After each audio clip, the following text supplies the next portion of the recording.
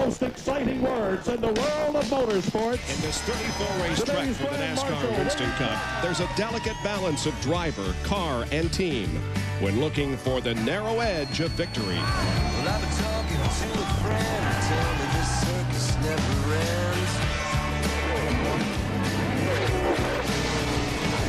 Well, that's alright, I know that scene, but all that juice will make it mean.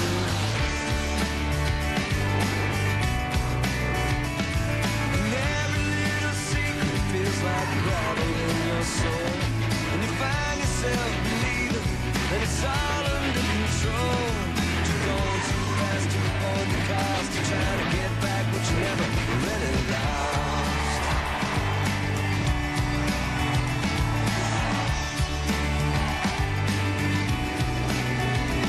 Well, there's what you have and what you dream, and life is somewhere in between.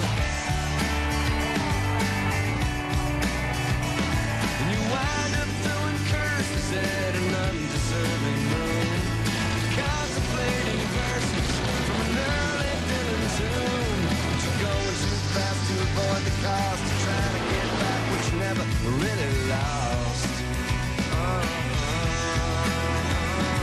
You're going too fast to avoid the cost, you're trying to get back what you never really lost. It's NASCAR's oldest superspeedway and a place that can make heroes out of newcomers and can humble the most experienced veteran.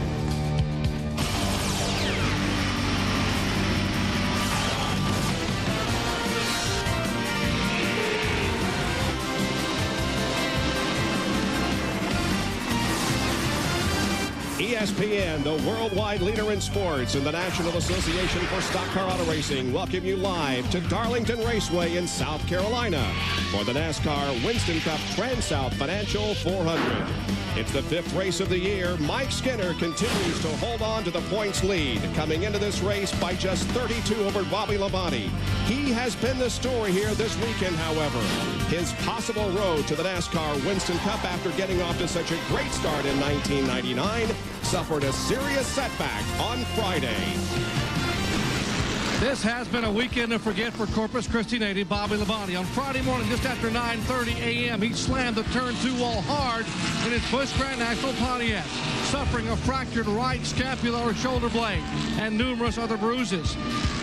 Today, a battered but not beaten Bobby Labonte, barely able to move his right arm without significant pain, will attempt to start and complete a limited number of laps in his Interstate Batteries Pontiac prior to giving way to substitute driver Matt Kenseth.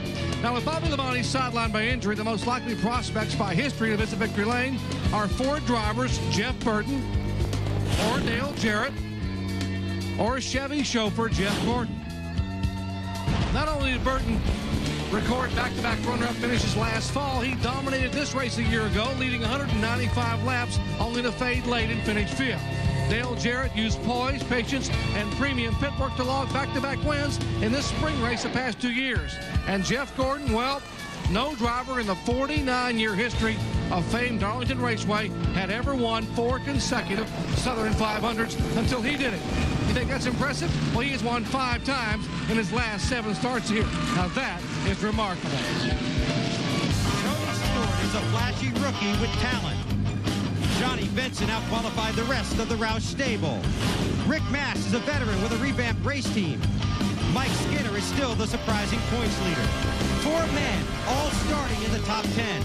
Today they carry the hopes of their crew and the spirit of every driver that's ever dreamed of winning at stock car racing's highest level. Today they must accomplish this difficult task at one of the sport's most demanding tracks. And that is a major effort to accomplish. But there's no Cinderella in NASCAR Winston Cup racing. All you'll find here, dedicated men, those that have already achieved their goal of winning, and those that sincerely believe they're about to. Rusty Wallace started off the season with 3 straight top 10 finishes, but last week in Atlanta, some unusual handling problems dropped him to a 35th place finish. Today at Darlington, Rusty starts 26th. He wound up 12th Saturday afternoon in happy hour, so look for him to charge to the front of the pack. Mark Martin starts from the 3rd spot. He has a win this year and is 5th in points. But don't blame him if he feels a little angry at Darlington. His engine failure in last year's Southern 500 here eliminated his championship hopes. So Mark is out for revenge, and in happy hour, he tamed the lady in black with the fastest lap. Martin might just dominate today. Bob Jenkins, Benny Parsons, and Ned Jarrett with you in the booth. Here's the Everstart Walmart starting grid. Gordon and Benson in the front row. And guys, this place opened back in 1950. It was the first paved super speedway for NASCAR. A lot of drivers back then had a tough time figuring it out. Some of them still haven't figured it out. Hey, you're right. They had trouble figuring it out at 100 miles per hour, and you can see the speeds they're running today. As they get faster, it becomes more difficult. This track chews up tires. Tire management is a key factor here at Darlington. You've got to race the racetrack. Don't race the other drivers. 3 drivers missed the field. Derek Cope, Dave Marcus, and Rich Bickle all failed to qualify. It's the second time that each of those drivers has failed to make a field in 1999. Onboard cameras will be throughout the field here this afternoon. On board there with Bobby Labonte, who will be giving up his seat to Matt Kenseth soon. Here's the race analysis. 293 laps, almost a $2 million purse. Boy, those tires are going to wear out at least by 60 laps. And the race record is held by David Pearson. Here's Jerry Punch. Because of the concern over tire wear, NASCAR is considering a possible caution flag around lap 30 if the yellow hasn't flown earlier. Now, that caution flag could play right into the hands of Bobby Labonte if, and I would say if, he could last that long. We are again battling weather. We did last week at Atlanta, and we have apparently some weather moving in on us. It's a narrow band of showers, however, that if it does occur at all, will only last for a brief amount of time. But that's the reason why we are accelerating the start here this afternoon of the TranSouth Financial 400. We had heavy storms overnight about 2:30. Everybody was awakened by thunder and lightning. Let's hope we don't have that level of activity here this afternoon. The field moves out of corner number 4, looking for the green flag in the beginning of this 5th race of 1999. Here we go.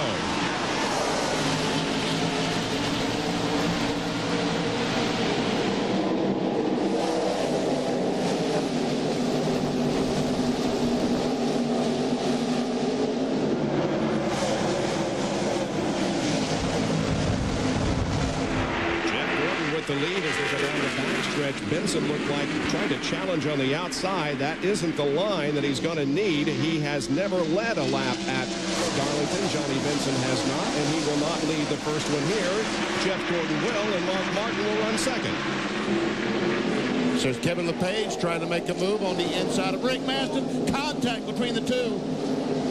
Boy, that could have resulted in a major catastrophe here on the second lap of the race, but fortunately it did not.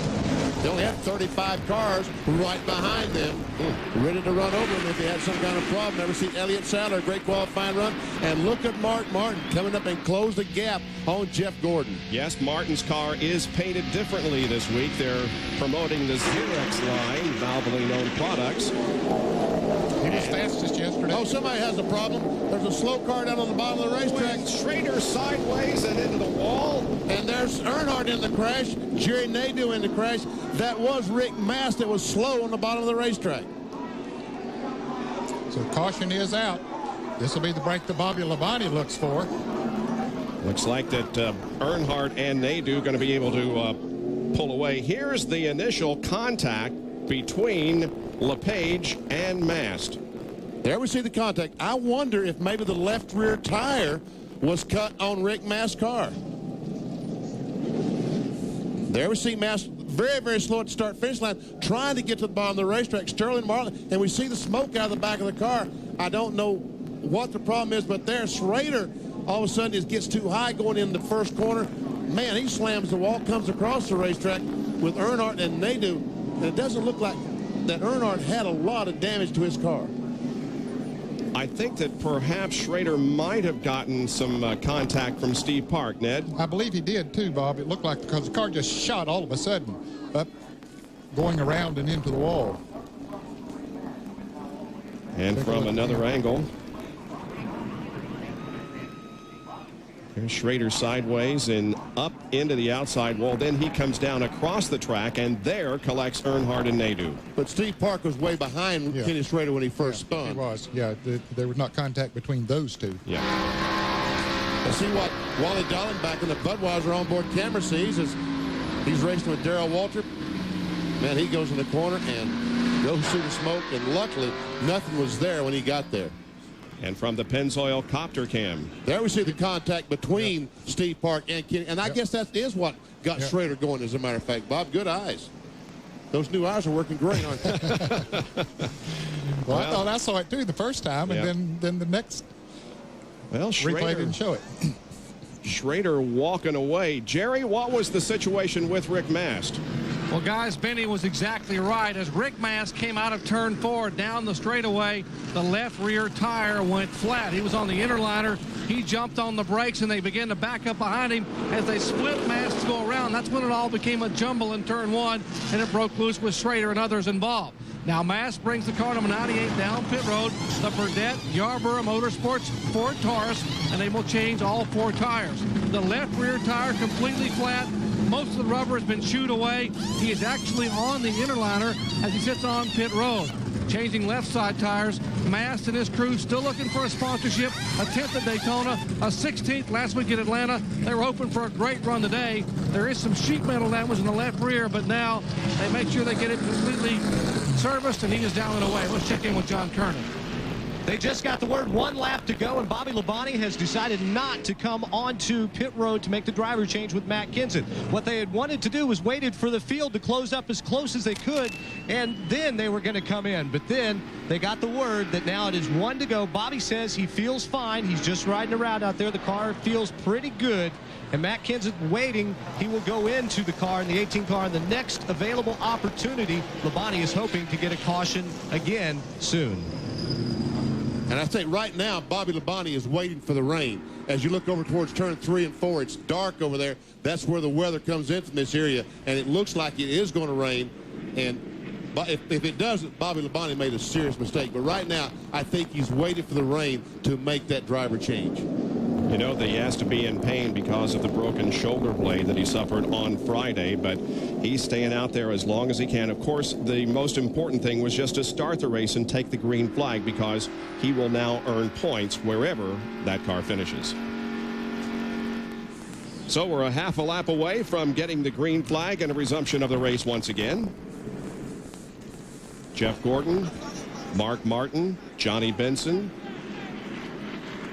Mike Skinner, and John Andretti are the top 5 as they'll get the green flag at the start of lap number 4. Has to be the start of lap number 6. Oh, Our score monitor isn't working properly right now, Bob, so pay attention. Pay attention.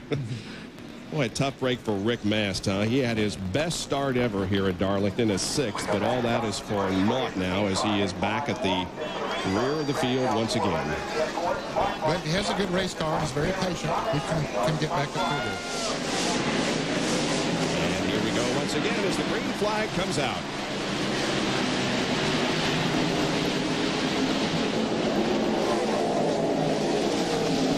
Tough break for Kenny Schrader, too, in that Skoll Chevrolet.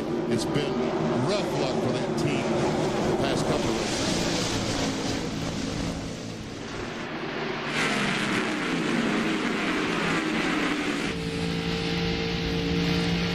Martin's got to run. But he couldn't make it past that time.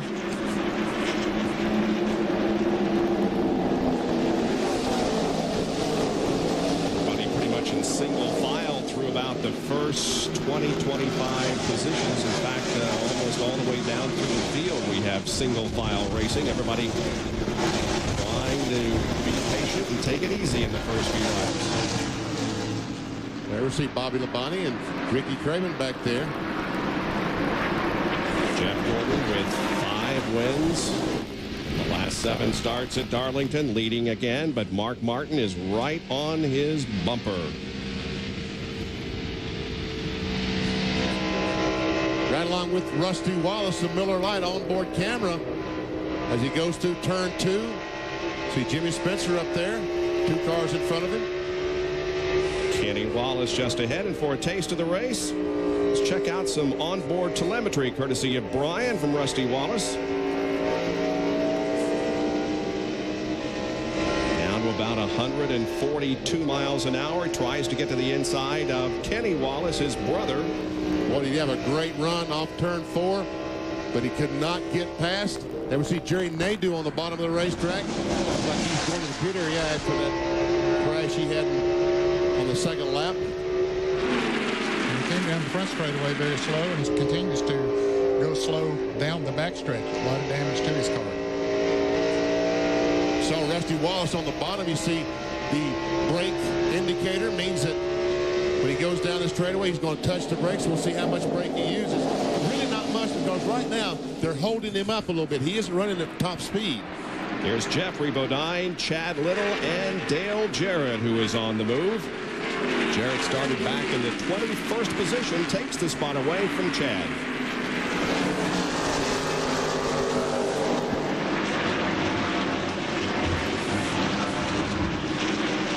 Jarrett has won the last 2 TranSouth Financial 400s, looking for his 3rd victory in a row at this race.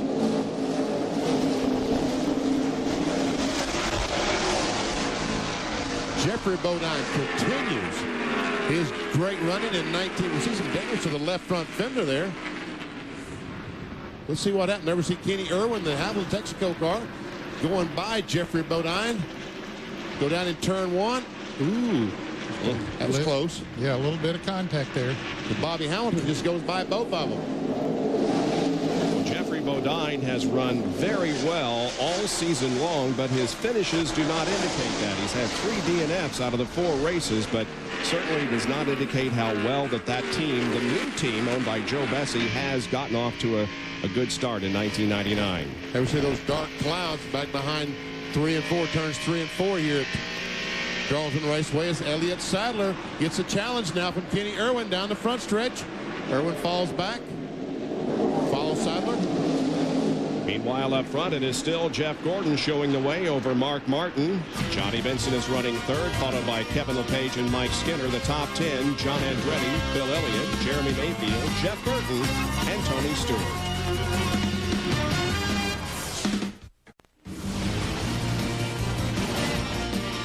ESPN's live coverage of the TranSouth Financial 400 from Darlington being brought to you by Yamaha, makers of the radical YZF-R6 sport bike and the new 1600cc Roadstar Cruiser. By Quaker State for protection beyond 3,000 miles under any driving conditions. And by EverStart Battery, all the cold cranking power your truck, car, boat, or mower will ever need. Available at Walmart. And you can see the dark clouds once again that are very close by beyond turns 3 and 4 here at Darlington. But right now the rain is staying away. The race continues, and Jeff Gordon continues to hang on to the lead over Mark Martin. And he's got himself a pretty good lead, Bob, a little more than a second. Quite a gap back to 2nd place Mark Martin, and then a huge gap back to 3rd place Johnny Benson. In fact, it's almost 2 seconds from Gordon back to Martin, and more than 3 seconds back to Benson. There is Benson running along in 3rd position. And right behind him is Kevin LePage in the 16 car. So Jack Roush right now has 2nd, 3rd, and 4th. And LePage is getting a challenge from Jeremy Mayfield. And Mayfield, the 12th car, is on the move as he goes underneath LePage and takes that spot away.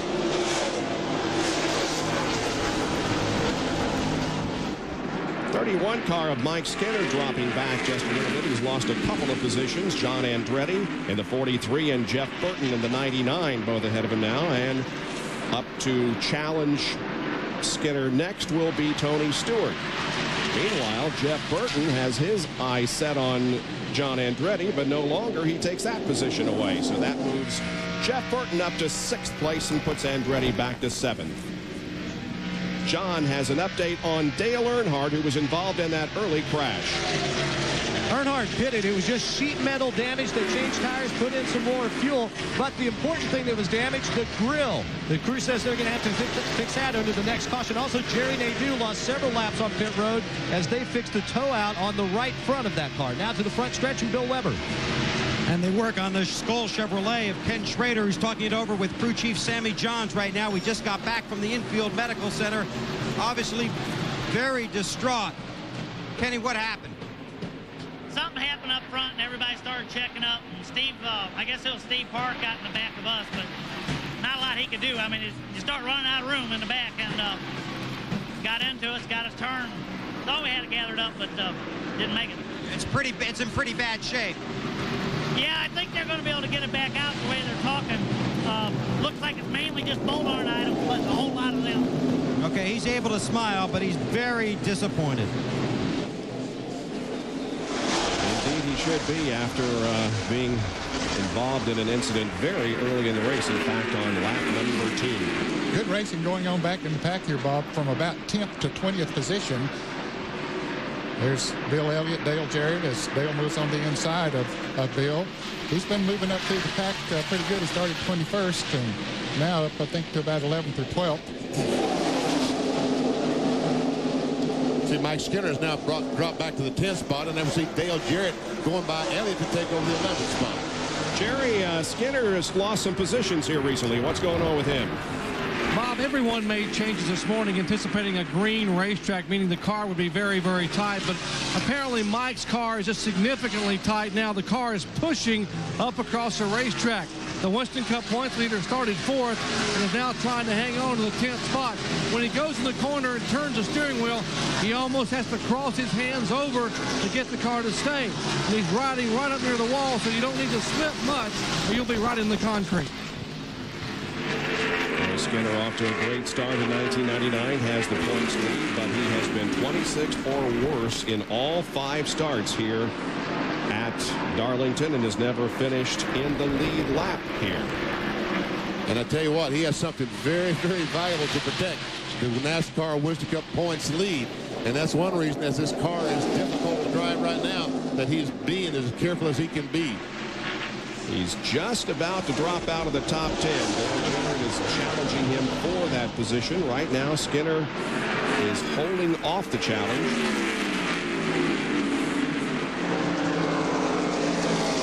He ran that high line. Look at Skinner going up, hoping the bank will help that pushing problem as he comes off the corner.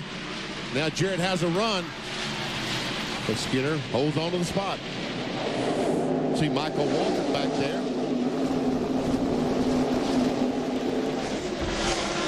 10th, 11th, 12th, 13th. Joe Nemechek back at 14th.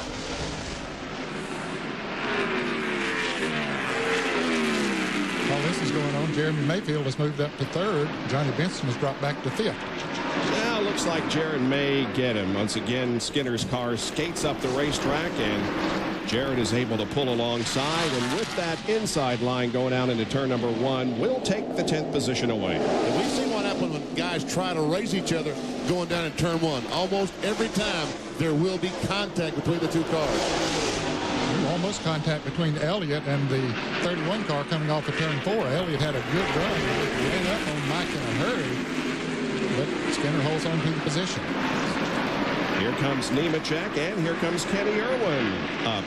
The different lines through turns 3 and 4. Depending on how your car is working. Right now, see, Mike Skinner is holding up this group of cars, and that's got all the rest of the cars coming in. And now we see Irwin and Nemechek go in that corner side by side. And Nemechek gets pinned up against the racetrack behind Skinner, and so he's going to lose at least 2 positions and maybe 3, as here comes Jeffrey Bodine alongside Nemechek. We're on board with Elliott Sadler. And look at the Elliott. He just barely touched the brakes because they're going so he's not able to run wide open. And Chad Little goes by, and that John Deere car takes a spot away. Those tires are getting worn now. Those cars beginning to slip around on the racetrack. Ward Burton also takes a spot away from Elliott Sadler. And here comes Robert Presley. So the Wood Brothers car is not functioning properly. Here comes the world. It seems like Elliott Sadler's mind. He looks up, and there's just an endless string of race cars that will keep going by him. There's Kenny Wallace on the inside, the Square D car. Here comes Ernie Irvin, and also Terry Labonte, and Rusty Wallace will be the next car. And Johnny Benson continues to drop back. He was running 3rd at one time, but now He is dropped back to, I believe, 8th position. The 4th car, Bobby Hamilton, started back in 17th position, so he is moving forward. 7th and 8th right here, Hamilton and Benson.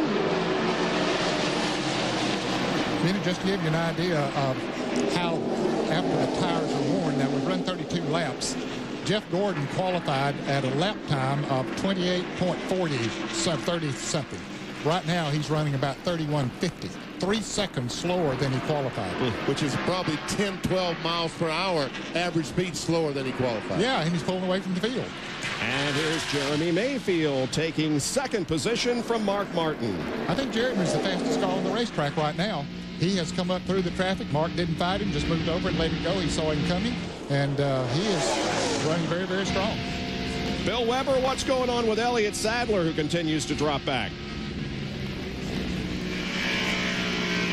Very loose, very, very loose in the middle of the turns and getting into the turns. His car is very loose. They're encouraging him to hang on as hard and as long as he can. They believe there's going to be a caution here in a few laps, perhaps for tires, perhaps for weather. And it's going to be a question as to which it is for, because it continues to get very, very dark here at Darlington as the black clouds move in. But right now, the race continues under green as 34 of 293 laps have been completed. Jeff Gordon leads Mayfield and Martin.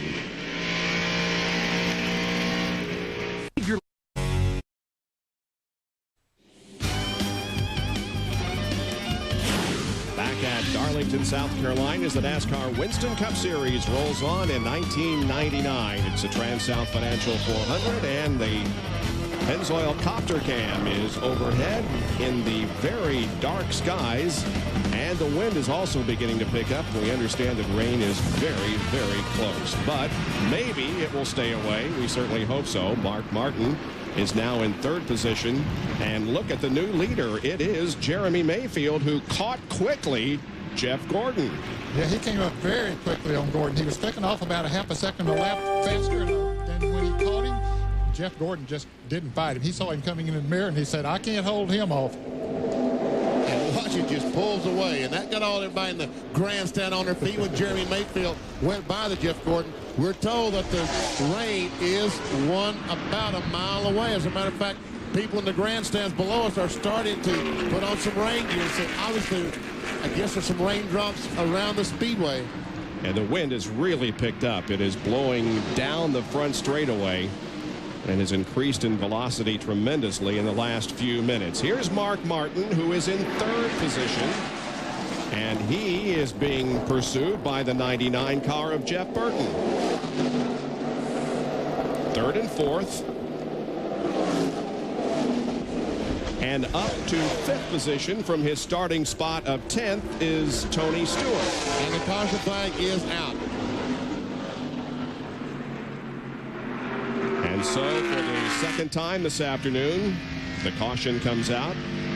The first was for a crash. This one, we presume, is because of the wind and the rain that is imminent.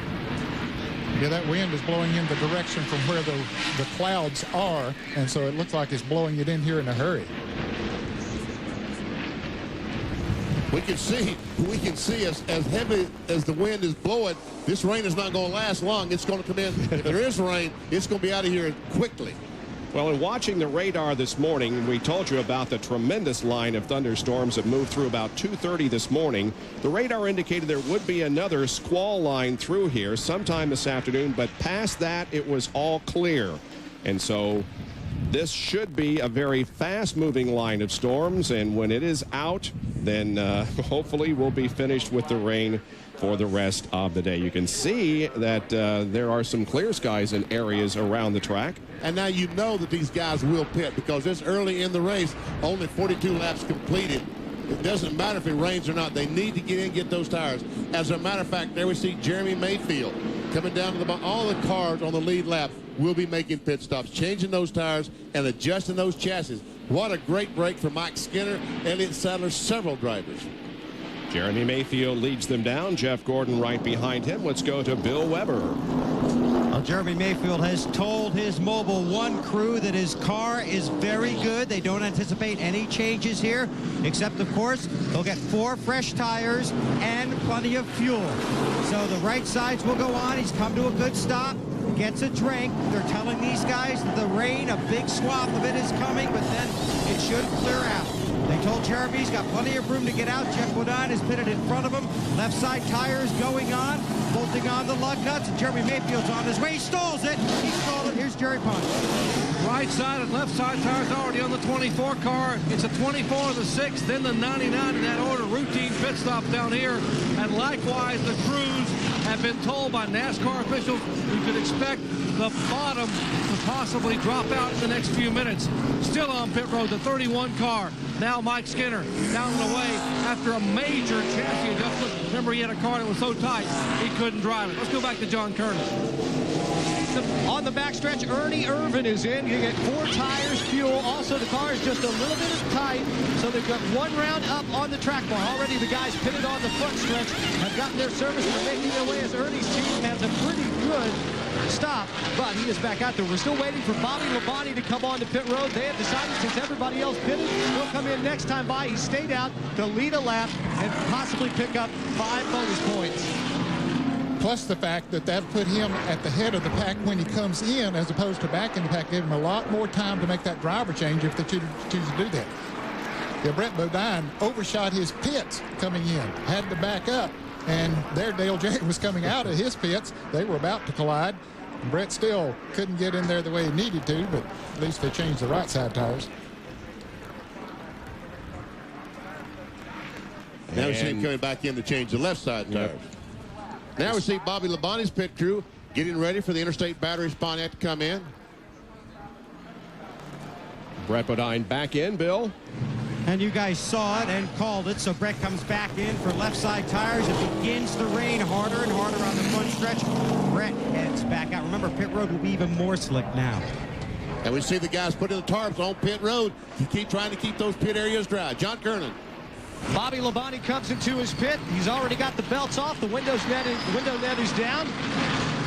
Matt Kins is standing there. They will make a chassis adjustment as Bobby gets pulled from the car. He said he felt all right. Now Matt will go into the car. They'll have to get him belted up, hook up the radio, and make sure that they do not lose a lap as the rain starts to come just a little bit harder right now. But Labonte has gotten out of the car. Kenseth is inside, and they should have no problem getting him strapped up, hooked up, and ready to go without losing a lap. You see Bobby Labonte looked like the pain of him jerking him out of that car. He almost went to his knees when he stood up on pit road. Just the guy almost grabbed him by the shoulder to pull him out of that car. See Earnhardt making that stop, and there we see the grill that John talked about. There is Labonte with the broken right shoulder blade. Looks like they're going to stop the cars over here on the front stretch as they continue that over there. But those cars that are on pit road, I think they need for them to finish what they were doing before they stop them. But they are bringing them to a very slow crawl, at least over here on the front stretch. There's Mike Helton, the minister that follows the circuit, talking to Bobby Labonte. I'm sure it's tough for him to climb out, but with that injury that he received, it kind of makes it easy. I said Mike Helton. It's Max. Max, yes. Helton. Mike Helton works for NASCAR. Yes. All right, down to Jerry Punch. And Ned, the reason they're going to stop them right here at the end of pit road is NASCAR has told all the crews to get to your car as quickly as you can with a tarp to cover it. They know this rain may not last very long, but it is expected to be a downpour for just a few minutes, meaning they don't want to get water in the car or in and around the engine compartments. They're going to try to cover them as quick as possible. Let's go back over to John Kernan and talk with Bobby Labonte. Bobby, very gutsy performance considering the amount of pain. What was it like? Well, I tell you, they worked on me earlier today, and they got the paint where it was really pretty good. So, just racing the racetrack, that's what we're supposed to do here. So, wasn't really hurting that bad when I got in the car. So, hate to get out, but got to. So I guess you couldn't shave this morning because you can't get your right hand up, huh? I could have worked my left. I really didn't want to, though. Thanks a lot, Bobby. We may see a bearded Bobby Labonte here before long if Well, there you can see the tarps have been brought to the cars, and the raincoats are out here at Darlington, as at the end of 45 laps, this TranSouth Financial 400 is stopped by rain. Rain has brought the activity to a halt here at Darlington. How windy is it?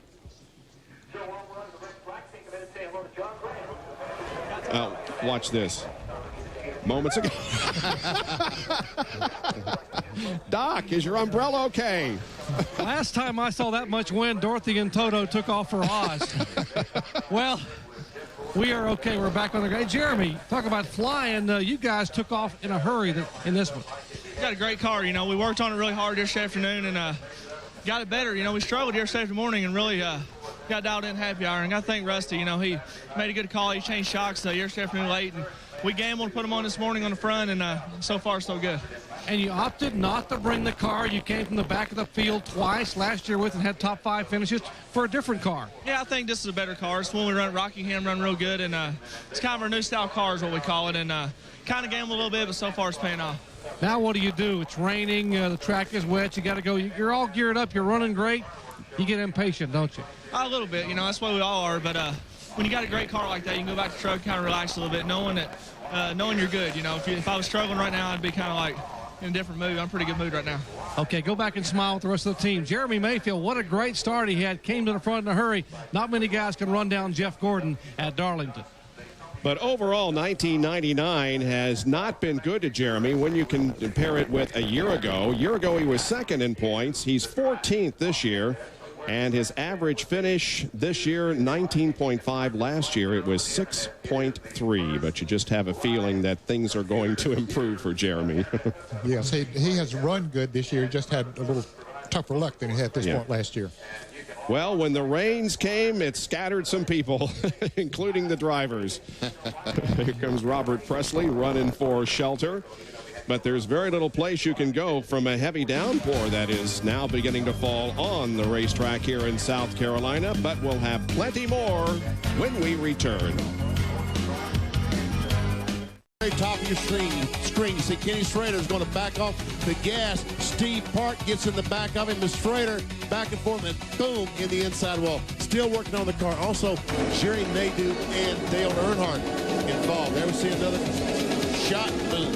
And it was all caused by the fact that Rick Mast had a tire that was going down, and everybody scrambled to avoid him. And then, when we completed 45 laps, the rain came, and that has brought out the red flag. Here's John Kernan. I'm not a meteorologist, but sometimes I play one on television. Bob, we've put the regional radar from Florence, South Carolina into motion, and you see behind us, we've got some nasty stuff that looks like it's going to still work its way through. Now, where it ends up, that was about when the rain started. This image is about, at the end of it, is about 20 minutes old. It looks like it's about an hour loop, and it took at that time to move in an hour. Around 45, 50 miles. All morning long, it's been moving at a rate of about 25 to 30 miles an hour, and it stayed fairly consistent. But we've also got some storms firing up on the backside of this. So after we get through here, we have probably about an hour or so window, and then we might have the potential for a few more thunderstorms to move into the area. So what was this? I heard Jerry does have an umbrella. Because we don't have one down here. Can you send one? Can you send an umbrella down, Bob? I mean, you know, look at this. Yeah, odd. The dew's gone. Jerry, are you dry? Hey, John, I've got a one owner. I'll send right over to you just a moment. It's slightly used, but it'll be okay. We're over here actually in the Valvoline truck where Matt Kenseth had come over to talk and visit a little bit with Mark Martin. Matt, I got to ask you, first of all, you've got a pretty good scene to uphold here. You got a guy driving with one hand that was passing cars. Now you got to get in that car and pass them with two hands. Yeah, Bobby said the car was pretty good, so that's a good sign. It was pretty decent happy hour. And said it was a little loose today, so they were just going to make one small adjustment. And I'll get a chance. I just ran that little bit there. We just made the switch, but Bobby was running pretty good, and hopefully I can do a decent job. You had to be thrilled. I know when Bobby was injured on Friday morning, we were over in the care center, and once they knew he was going to be okay, the very first thing he did was reach up with his good arm, grab Jimmy Maycar's shirt, and said, "Go talk to Matt Kenseth." There was no one else even thought about. Well, that's flattering. I think they probably had a couple options going there, but that's definitely flattering, and it's it makes me feel good to be able to drive Bobby Labonte's car. I think they're second in points, and they asked me to fill in. That makes me feel pretty good. Now, your buddy Mark Martin, a little bit under the weather here. I understand he's had the flu all week and had a tough time even being in the car and qualifying and practice. They told me he's gone over to lay down in a motorhome. Pretty tough to be in a race car when you don't feel good. Yeah, I guess. I didn't even know that. I just got over here and he was already gone. So, yeah, there's been a couple people sick this weekend, but Mark's pretty tough. I'm sure that's not going to bother him too much when he's in the car. Can't leave without mentioning that great run yesterday in the Busch car. You won the Busch Series of Diamond Hill Plywood 200. Tremendous momentum for you toward a Busch championship here in 1999. Well, I hope so. There's a lot of things that go into winning a championship, but I feel like, we should have as good a shot as anybody. I feel like our program is coming around again. We got the motor thing under control, and, the Dwell Chevy ran really, really good all day yesterday, and the guys were back up to speed, had awesome pit stops for me, and, it was a total team effort yesterday. They gave me a great car. Hey, good luck for the rest of the day. All right, thanks, Jerry. All right, yesterday you see the celebration in Victory Lane. Matt Kenseth had never run that well at Darlington Raceway, but wow, what a performance yesterday, Saturday afternoon here in a 200-mile, 147-lap race. And by the way, updating Mark Martin's situation, Mark has had the flu, is very, very under the weather, came back here when the rains began, changed out of his uniform, put his dry street clothes on, has gone back to his motorhome to lay down. Does not feel very good at all. And Mark Martin is about as tough as they get. When he doesn't feel well, folks, it's got to be a pretty significant illness. Doc, don't mention weather on a rain delay, okay? There is a lot of sickness going around at Darlington. I can attest to that. Well, you can tune into the Deuce at 8 o'clock for RPM Tonight, hosted by Reese Davis from the Miami-Dade Motorsports Complex. Highlights from the Grand Prix of Miami being held today. Also, the activity here at Darlington and the NHRA Gator Nationals. That's at 8 o'clock tonight. For more, log on to ESPN.com, part of the Go Network, go.com. We'll be right back. Still raining at Darlington, not real hard, but it is still raining, and we're beginning to see a little bit of lightning in the area also. The TranSouth Financial 400 has been stopped because of the shower. Jerry Punch is with Jeff Burton. We talked at the top of the show that there were 3 drivers who have finished in the top 5 in the last 4 in a row here, and you are one of those, Jeff. What a performance you had here last spring, dominating the day. Well, I heard Dale Jarrett at Rockingham say that he's the guy that led all the laps but hadn't won any of the races, and that's the way I feel here.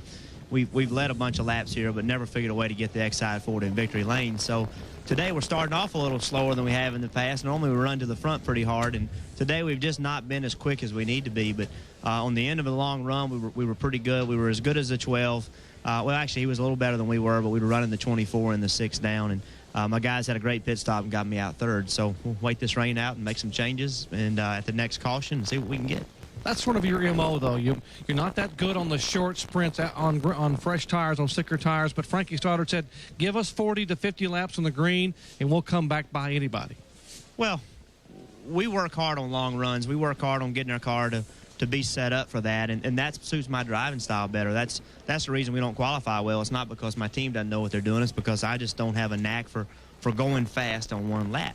If they took an average speed in qualifying, I'd have a much better chance, but they don't do that. So we're working hard to improve our qualifying. But the positive of what we do is that we tend to race well. And even if we qualify poorly, because of the attention and because of the feel that I have and all the knowledge the team has, we can overcome that normally because our car drives so well in the race. Speaking of overcoming, you lost a race car Friday afternoon in happy hour in the Busch Series, started a backup car, shotgun on the field, and you came toward the front pretty quickly. Well, we had a good car. Everybody on the track gear team does a great job. If it's in the trailer, it'll run, and they don't bring any cars that aren't capable of running up front. I made some bad decisions Saturday morning on the car. I thought we were going to be tighter than we were, and I got the car too loose. So we weren't as good as we needed to be, but I couldn't complain too much. I'm the one that wrecked it, and so when you make a mess, you got to lay in it, and that's what I was doing on Saturday. But they did a great job. We had really good pit stops, picked some spots up in the pits, and I'm just real fortunate. I've got 2 great race teams. Hey, I know you got some connections. Get the rain to stop, will you? I don't have those kind of connections, but the France family, they're pretty stout. They might can get it done. I think they're on the phone. Now let's check in with Bill Weber. Okay, hiding out with Michael Waltrip, and just an entertaining few minutes here. But why are you 27th? You started better than that, didn't you? Yeah, I started up there in 13th, and lucky 13th. That's right, and that's part of my story I was wanting to tell you about. Crept my way up to 11th, was just getting ready to crack into the top 10, and told the guys, I said, I got this figured out. I want to run about 30 or 40 laps. move into the top 10, the car be good, and then it rain, and we can sit around with our chest out making decisions on how we're going to win the race. And that plan was going perfectly right until I slid through our pit and pinned the jackman against the wall, and darn, came out. Where'd you say I was? You're 27. Yeah, well, that's no good. But we got a fast car this weekend, and I'm very pleased. Where's my PR man? I ain't even got a Phillips hat on, but I'm pleased with the Phillips Electronics, Klausner Furniture Chevrolet. I believe we're going to turn this into a commercial interview, but I'm happy with that. And I'm also happy with Kentucky Wesleyan. What a program out of Owensboro. They just seem to do it right in Owensboro. You know, the guy leading the races from Owensboro. I'm from Owensboro, 3-time champion DW. Nick Varner, pool shooting champion. Wesleyan, 7 Division II titles, more than any other school. In college basketball. Yeah, for the viewers that just tune in to RPM tonight and NASCAR today and just care about racing, basketball is important to us from Kentucky. And, of course, University of Kentucky plays tonight at 5 o'clock. So if the rain will cooperate in some form or another, either quit or keep going, I'll be tuned into that. So. How's your jackman? He's fine. He's bigger than I am, and so I'm trying to avoid him. Right now, he's over under the garage, and when he comes over here, I'm going to go over there. Okay, we'll let you go high. Thanks for talking to me. Yeah, thanks for having me. That's Michael Waltrip, and he's had an adventurous few laps here at the beginning of this race. Always entertaining, too. Always, yes. Well, let's check out the standings as they are at the moment with 45 laps completed. NASCAR's Winston Cup Series at Darlington with the TranSouth Financial 400. Here's the top 15. Bill Elliott in 9th spot. Joe Nemechek 13th. Robert Presley up at 14th. Good run for Robert. Now these are the standings after the pit stop. Here's 16 through 30 now with Terry Labonte at the top of that list. Jeffrey Bodine back in the 20th position. Ernie Irvin running in 24th spot. There's Michael Waltrip back in 27th. And the remainder now of the rundown, just 3 cars off the lead lap, and one of those is back for repairs. That, of course, Ken Schrader.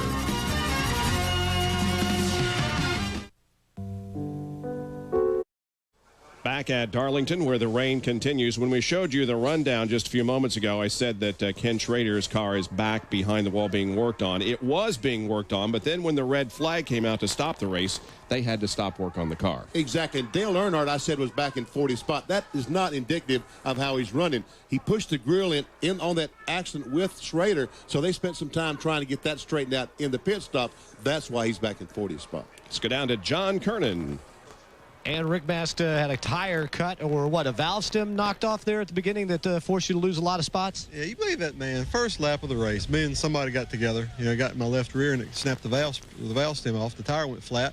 And then I was running around here with the tire flat, and then the caution came out. So that saved us. You know what I mean? They were able to get in here and get the tire changed. And you've made up, what, about 16, 17 spots, 26 right now after restarting around 42nd, 43rd. Yeah, we've the car came back pretty well. I mean, the car's been good all weekend. And, you know, the first lap, yeah, that's always a bummer. You know what I mean? You know what I mean, Benny? You've been there. I know Benny's been there here before at Darlington. I remember that.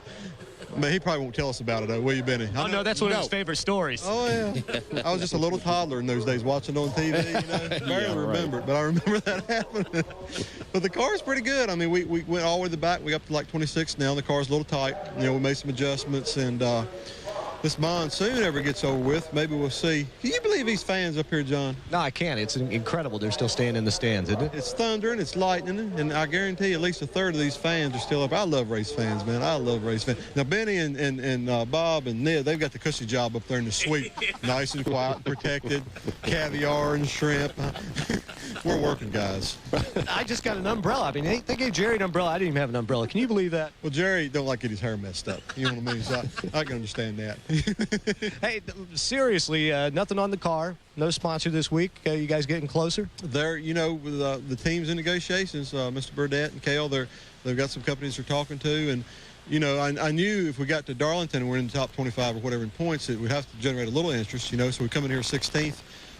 You know, qualify good. If we can keep it up to date and run good, it has to generate some interest. You know what I mean? I mean, each week, or this is the 5th race, and we've been by far the best non-sponsored team out here, you might say. But you know, it all comes from attitude within this team. I got an awfully good group of guys on this race team that really work their butts off every day. I mean, everybody in the Winston Cup garage works hard. You know, these guys work hard and smart, and to be behind the 8 ball each week and perform the way this bunch does is to me, it's pretty uncanny. I mean, it's neat to be with a group of guys and an owner that just wants to see the car do good. You know what I'm saying?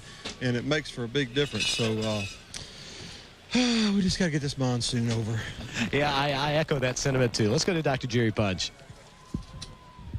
Standing out here talking with Mike Skinner. And Mike, you guys have run 45 laps, and we're just sort of laughing. It's not a funny situation, but you guys have had about 35 chances to hit the wall, and you've missed it every time.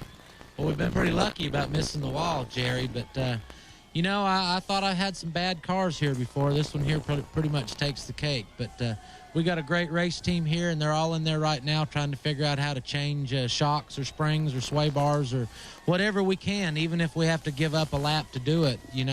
We're going to be giving up a lot of laps if we don't make our Lowe's Chevrolet a little bit better. And, man, I started that race. I said, we're not going to be too bad here in about 3 or 4 laps. I said, this thing's going south quick. And wasn't that bad in happy hour, but something's bad wrong with it. I don't know if we have had a shock broke or gas pressure's down in one of them. Something's bad wrong with our Lowe's Chevrolet. I was telling you before we got on camera, I know how Rusty felt last week. I tell you, it's a pretty helpless feeling out there when you can't run fast enough to even get in the way.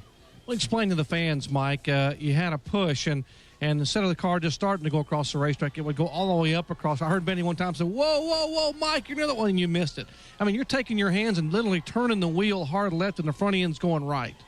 It's almost like we've just, have no feel in the front end at all. The car, and then when you hit the throttle, it's just like it's picking the front wheels off the ground. And they looked at the tires and said, there's no cord showing or nothing in them. I said, well, they can't wear out because they're not on the ground. They're not touching anything. Something's like all bound up inside the front of our car. And we made some changes this morning and really thought they'd be in the right direction. And I don't know if we've got a miscue there, something, or what's going on. But, we got a great race team here and a very good pit crew. And they're going to change some stuff on the Lowe's Chevrolet, try to get that thing to where we can at least kind of keep up. Let's get back up there to David Smith and Larry McReynolds, and they'll make some adjustments. Good luck the rest of the day. Thank you. Mike Skinner, Winston Cup point leader, will go back inside. They were drawing some diagrams. Larry McReynolds and David Smith and the crew trying to make some adjustments. Some of these adjustments would cost them laps on the racetrack, but maybe better laps now than a lot of laps later on with a bad handling car. Bob? Jerry, Mike is the only driver to finish in the top 10 in all 4 races so far this year. And look at those finishes in 99 compared to where he finished in those events in 1998. A remarkable improvement. That's why he is atop the point standings in Winston Cup. Darlington Raceway in South Carolina. Look at that upper groove. It's dry. The trucks are circulating on the bottom of the track trying to get it dry. The good news is that the sun is shining here in Darlington and the wind has picked up a little bit, so the track drying is progressing very, very nicely. Now back to last year's TranSouth Financial 400. Back at ESPN welcomes you back to Darlington Raceway in South Carolina. We are live now, and the track process is continuing, and it's looking very, very good. Bright sunshine overhead now after a round of showers that stopped this event after 45 laps with Jeff Gordon at the front of the field. But you can see that upper groove there is dry at least through turns 1 and 2, and the jet dryers continue to do their job. And, of course, that's where the cars race, is up there next to the wall. Because that's where they've been working on it to get the track dry. The drivers have been called to their cars. Another positive sign, John Andretti has climbed into his STP Pontiac and is getting the helmet on, so everything's looking very favorable here. John Andretti right now running in 6th spot currently as soon as they throw the green flag back on this field. Now you see one of the crew members working on Tony Stewart's car, number 20 there. I'm sure that NASCAR is allowing them to check the air pressures because they've been sitting there for more than an hour, and that could have changed. Jerry Punch has more. Guys, this rain delay may have been a blessing in disguise for current Winston Cup point leader Mike Skinner and the Lowe's team. I am sitting here with David Smith, the team manager. And, David, we talked to Mike when it began to rain, talked about how bad the car was, and he knew how Rusty Wallace felt last week in Atlanta when they were out to lunch. What have you decided to do? And I know you went through a lot of different scenarios. Yeah, Jerry, we talked about, 3 or 4 different plans. What we decided to do, I mean, the car is pretty far off, so we got to do something pretty drastic. The car's too tight. We're gonna move the trailing arm a little bit to make the right side wheelbase longer. We're going to adjust the bleed on 3 of the shocks to try to loosen the car up more. We're way off. We were a second and a half off on that first run. We can't afford to give up that much time here at Darlington. You contemplated maybe coming in and changing 4 shocks. Could you do that and not lose but just a couple of laps at most? Well, I think the plan that we had that we were talking about doing, we may have been able to do it, 1 shock at a time and not lose a lap.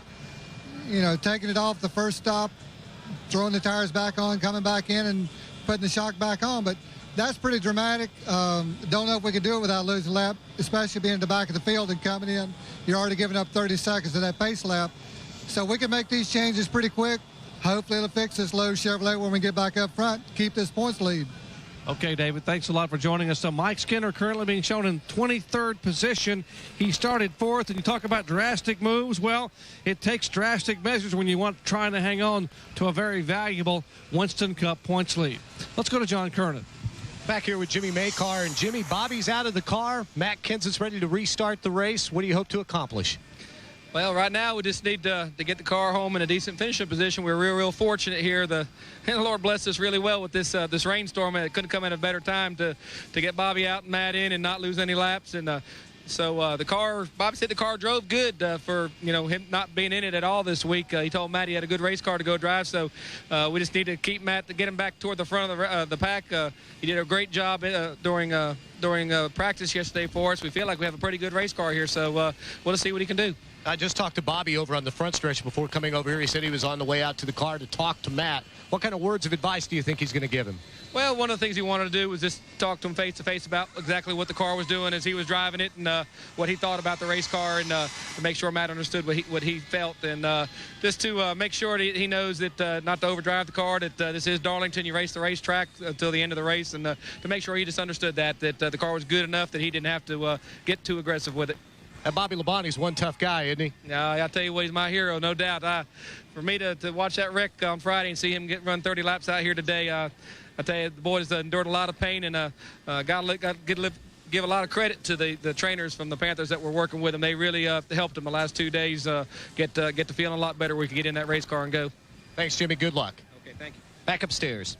Here's the crash that they're talking about. It happened Friday shortly after Busch practice started. He was hard into the outside wall in turn 2, then hit the inside wall with tremendous force, obviously favoring the right side of his body at that point. He climbed over the wall and then collapsed. The medics were right there. And the diagnosis was a broken right shoulder blade. Bobby Labonte did start the race today. In fact, was passing cars and moving up. And then the rainstorm did occur, allowing him to get out of the car at Matt Kenseth to get in. Kenseth, by the way, was the winner of the Busch race yesterday. And he was very good in that car in happy hour yesterday afternoon. And so he has a lot of laps on the track in that race car, so that should help him, even though he is at the rear. It's a good car, and I think he'll be able to come up towards the front. Now, Jerry, what about rehab for Bobby Labonte? How long is he going to be out of competition, at least on a regular basis? Well, Bob, ordinarily you or I, if we were to break our scapula or a shoulder blade, we would have trouble moving our arm at all. And you're talking 6 to 7 weeks for that to heal. Now, it's the very tip of the scapula, tip of the shoulder blade, the very point, they call it the wing, that snapped off when he hit the wall. Al Shuford is here. He's assistant trainer for the Carolina Panthers National Football League team as a part of Richardson Sports. He is a friend of Bobby Labonte and a number of the drivers. He took care of Ricky Craven. He came down, was called immediately, and worked with Bobby for the past 2 days, put a unit in Bobby's motorhome to try to decrease the swelling. Now, he basically braced Bobby in the car prior to the day's race. And what Bobby told me about 10 minutes ago was he could take his fingers and walk up the steering wheel and grab the wheel. He couldn't move his arm around on the wheel because he didn't have any strength because of the broken shoulder blade. He also couldn't take his thumb and reach the radio button. So only under caution could he drop his arm down and grab the radio. He told the spotter, if you see me coming down pit road, tell the crew because I won't be able to tell you if I pit for a driver change. Now, what will happen this week? Bobby had scheduled a lot of things in Texas for Interstate Batteries and also a commercial for Pontiac on Tuesday. That will probably all be canceled. He'll spend every single day at the Panthers rehab facility in Charlotte getting the shoulder worked on. He will probably be able to drive a portion next week at Texas. They have a week off, and then comes, of course, Bristol. That one would be awfully tough. But in 1995, Bobby Labonte broke his left scapula here at Darlington. The next week, he ran 100 laps at Bristol, and 1 week later, 2 weeks after breaking the scapula, he sat on the pole at Martinsville, Virginia. So he is definitely one tough customer. Hey, Doc, what's that noise I hear behind you? Music to my ears, guys. They are firing them up. The sun is shining. Let's get it on at the track Too Tough to Tame. We are ready. Here's how they're running. The top 15, Jeff Gordon at the front of the field with Mark Martin running in second, then Jeff Burton. Look down to Ward Burton, who's running in 8th position. He started 28th, so he has moved up well here in the early going. Here's Bill Weber. With Ward's crew chief Tommy Baldwin, 28th to 8th. How good is your car? I think it's pretty good. We were fighting a little tight condition early on in the run, and it turned a little bit loose off, so we made an air pressure adjustment. Ward said he felt pretty comfortable going into that long run there that we're end up hopefully going his last 15 laps, but the NASCAR threw the caution early for that rain, and that was a good call on NASCAR's part. But I think we're going to be in good shape. We'll probably play it by ear on this next long run here and see what we got to do next. Have a good stop? Yeah, we had a real good stop. I'm real proud of these Caterpillar guys, and it was probably a 16:20 stop. We went back and reviewed it, and a little bit slower than what I said it was, but we went, from 14th to 8th on that stop, and we can hang in there and get another good stop like that. Hopefully we can pick up a couple more spots here and then during the day. You qualified 28th. You were the last guy to get a front stretch pit stall. That could pay huge dividends later today. Yeah, it's going to be huge. We can't get our qualifying package down this year for some reason. We're going to have to work real hard on it, especially with this Texas race coming up. Ward's got to work real hard getting to the front, and it's using up a lot of the car, and it's just something we need to work on with this Pontiac Caterpillar car. Good luck. Thank you. Last year they had good qualifying runs but couldn't put the finish on it. This year struggling a little bit in qualifying, but excellent performances on the racetrack. Remember, Las Vegas. That's the same car he's in today. Yeah, they've run very well in all races so far this year. Let's take a look at 16 through 30. Notice that Rusty Wallace has moved up to 18th from 26. But on the other hand, Mike Skinner has dropped back to 23rd after starting in 4th position. Now here's the rest of the way they are running on the track. With just 2 cars off the lead lap, Darrell Waltrip 2 laps down and Jerry Nadeau 4 laps down. Ken Schrader off the track, as he was involved in that incident very early on with Dale Earnhardt and Jerry Nadeau. The cars are started. We should be racing soon. Stay with us.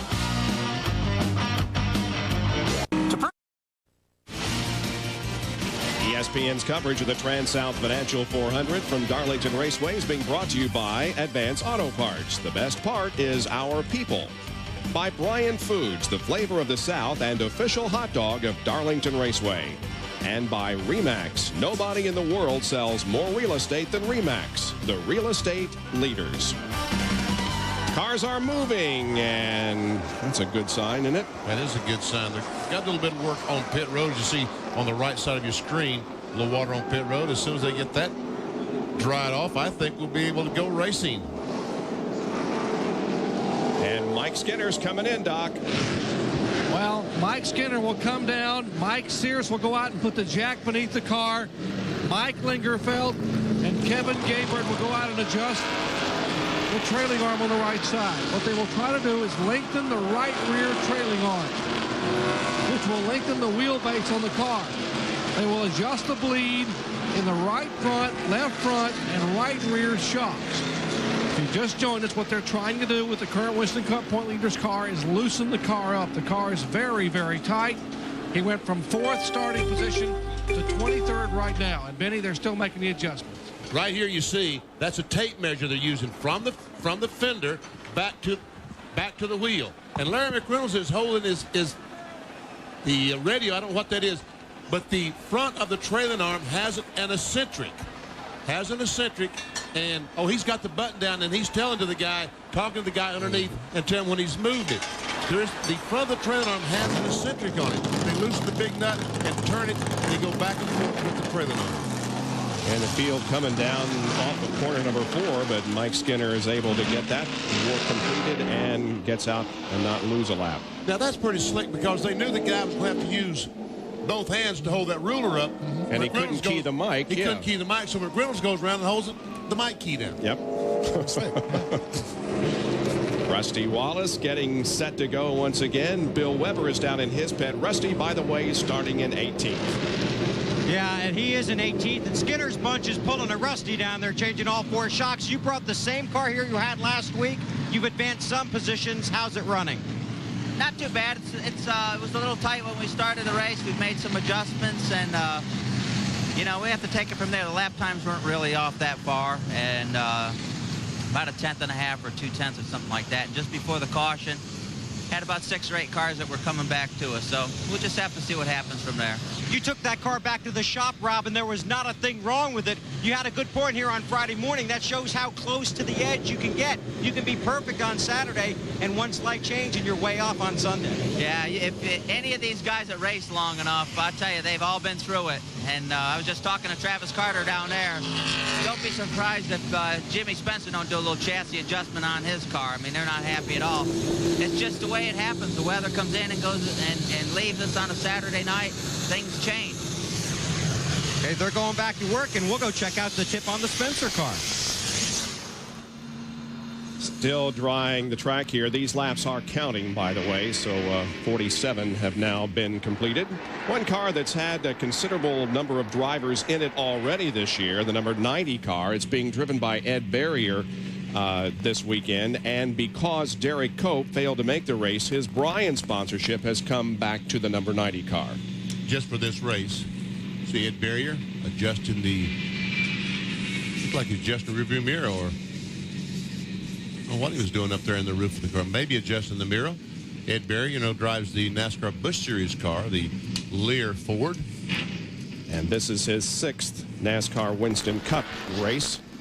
And there's Jimmy Makar talking with Bobby Labonte. They're going to be watching Matt Kenseth now the rest of the way as Matt tries to salvage a good finish for Bobby Labonte.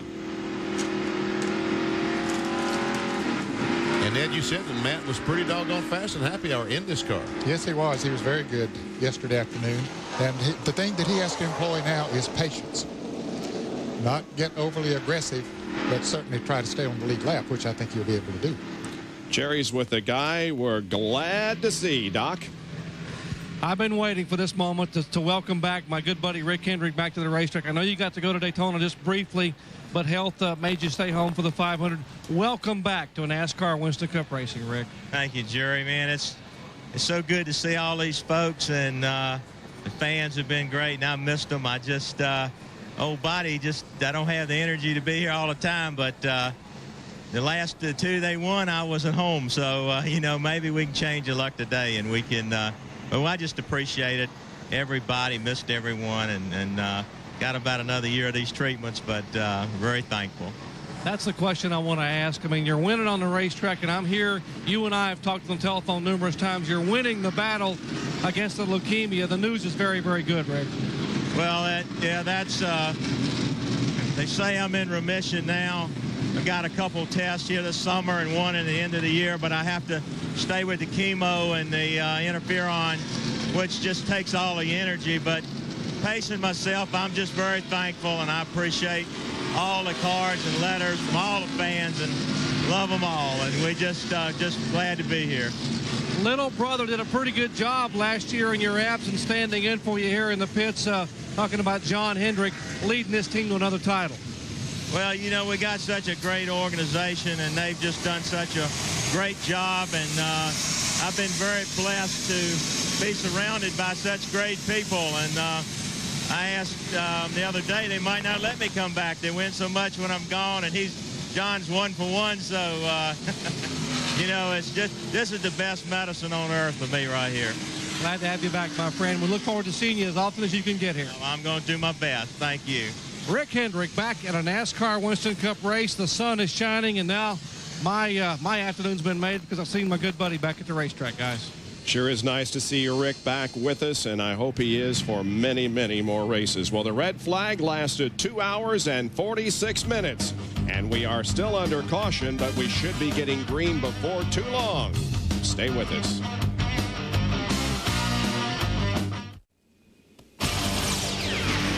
ESPN, the worldwide leader in sports, and the National Association for Stock Car Auto Racing are at Darlington Raceway in South Carolina as we continue our coverage of the Winston Cup Series for 1999. Today, it's the TranSouth Financial 400, which has been stopped by rain. But now we are set to go back racing in just a very few moments. 51 out of 293 laps have been completed. The sun is shining and things are looking very good. Jeff Gordon is at the front of the pack. Here's Jerry Punch. And Bob, you just said it, the sun is shining. When the race began, it was overcast, it was cool, it was about to rain. And now with this sun out, the track may change drastically. A moment ago, Ray Abraham was talking to his crew. He said, you know, maybe we should have changed something on that first pit stop. We were tight in and loose off with the car number 24, and now with the sun out and the track different, we may not be nearly as good as we were initially in this race. We'll have to wait and see. Let's check it up where Bill is. 21st to 7th for Dale Jarrett, the two-time defending race winner here of the TranSouth Financial 400. Right now on the racetrack, and what he feels is a very good car, patiently able to carve his way to the front of the field. As Todd Parrott told us earlier in the day, a lot of little changes. Right now, DJ has just told his crew to remind NASCAR, because it's so late in the day, the position of the sun and the reflection off the track will be a factor. It will be critical to keep the windshield clean. John Kernan. Well, we saw right as the rain started to fall, Bobby Labonte get out of his race car and Matt Kenseth get into the race car. Matt's now in it. His crew are waiting for pit road to open, because as soon as pit road opens, they will come down, put on 4 fresh tires, because during the driver change, they didn't have time to make any tire changes. They did make a chassis adjustment in the left rear, though, but now they're just waiting for pit road to open so they can service the 18 car. And you might say, well, Mike Skinner came in on pit road, and how did he make that change? Because you can pit, there is a penalty. You have to start at the end of the longest line for pitting when pit road is closed. But he was going to have to be back there anyway, so he really didn't lose anything. Not really, and the 18 car is pretty far back there as well, so he wouldn't lose a whole lot if he came in. Lose about 4 or 5 positions. 90 car Ed Barrier going back out onto the racetrack. We're riding along with Wally Dahlin back right now. Budweiser onboard camera. Also, here's Elliott Sadler in the Citgo onboard camera, right inside with Elliott. Tony Stewart, the Home Depot, running in 5th spot. Also, Rusty Wallace has an onboard camera as we look out the back bumper of his car. Rusty back in 19th position. Martin, the Valvoline, and again, this is a special car this weekend. Xerox, one of the companies that Valvoline owns. You remember Xerox and sponsoring Alan Kawicki. Yep. 97 car may have a problem, Bill. Not necessarily the car, Bob, but it's certainly going to be a problem for the team, because right now Chad Little's radio does not work. He can hear the crew and he can respond to them with hand signals, but he cannot talk to the crew. And a lot of times after a lengthy delay, especially one that involves rain, these little problems turn into big problems. So we'll see. They asked him to jiggle the cable to see if he could correct it. It hasn't worked, so they will have to overcome that handicap this afternoon. I'm a little confused that Flagman has been given the cars signals, and I thought the signal was 1 lap to go, but the lights are on atop the safety car. 2 laps to go. 2 to go. Oh, okay.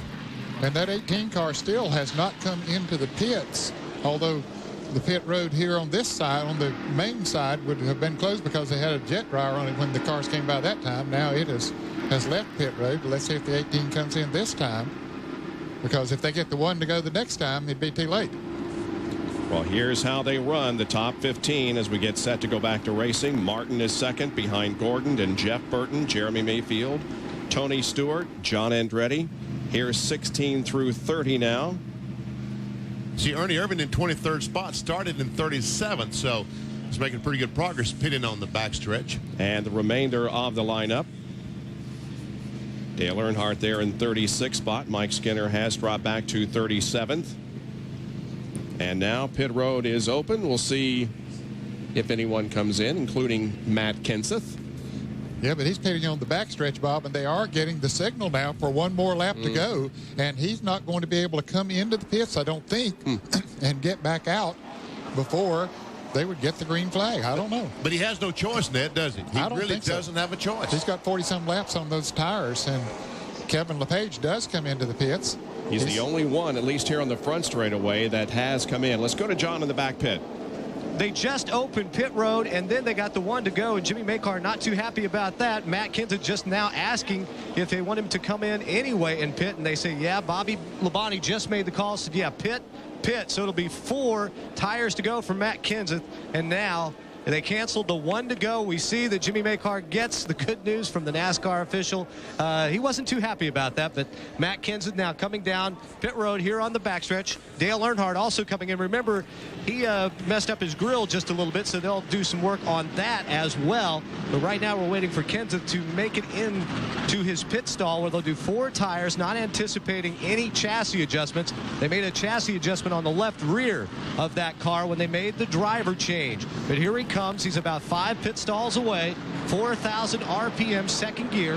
Kenseth now goes to the attention of Bobby Labonte's crew. They'll swing around to the right side, replacing putting brand new tires on that, not putting the fuel in just yet, as Peter Jellin has the can of fuel. It will go in. Left side, so looks like a pretty good pit stop so far. No problems. All the luck that's staying on. They've got them tight and full of fuel. Matt Kenseth is down and away. And now they're getting the one to go signal here on the front stretch. So Kenseth and Earnhardt and the others who made a pit stop will fall in behind and will be ready to go. And that was the right call by NASCAR to give them that extra lap. I'm sure they didn't take in consideration when they were counting those laps down that the pits had not been open. And you got to give these guys time if they want to pit and go back in. We see Earnhardt is still in the pits as they work on that car from maybe a little bit of damage that was done. He was in that early crash. No major damage done to the Goodwrench Chevrolet, but now he's down and away. There we see some damage to the left front fender when they were working. But I would bet they were making a spring change or something like that on that car, trying to make it handle just a little bit better.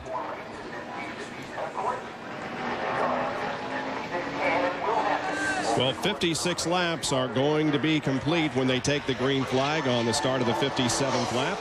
Let's hope we can get the entire race distance in here before it gets dark. 293 laps is the distance. Here's the overhead shot from the Pennzoil copter cam. And you can see the areas of the racetrack that still remain a little bit damp, but as far as the racing group is concerned, it's clean and dry. And the pace car makes the hard left onto pit road. So almost a 3-hour rain delay is over, ladies and gentlemen. We're ready to go back to racing in the TranSouth Financial 400.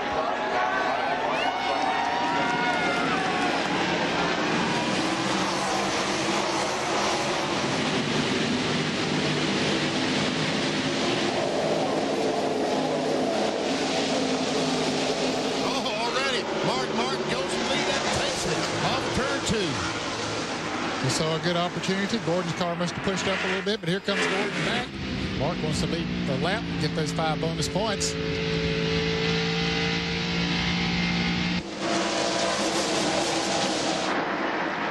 And Mark Martin will lead this lap. Jeff Burton looking to the inside of Gordon. Making no effort, however, to pass for second. Jeremy Mayfield now goes to the inside of Burton. He takes third, and Mayfield is on the move. Boy, did he get some traction, a good run off of that corner and went right around Jeff Burton. Now he moves up on Jeff Gordon. And he's going to dispose of Jeff rather quickly. Now Jeff Burton also is going to try to get by Jeff Gordon. Pulls alongside and Gordon's car. Ray Evernham concerned they did not make the change. It's not exactly right now. And here comes Tony Stewart also.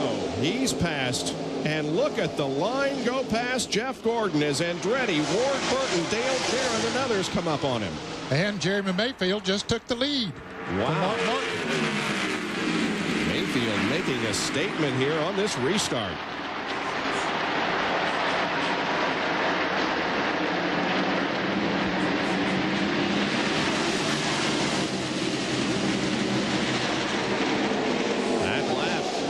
Mayfield ran 163.1, and the next best was Jeff Burton at 162.8.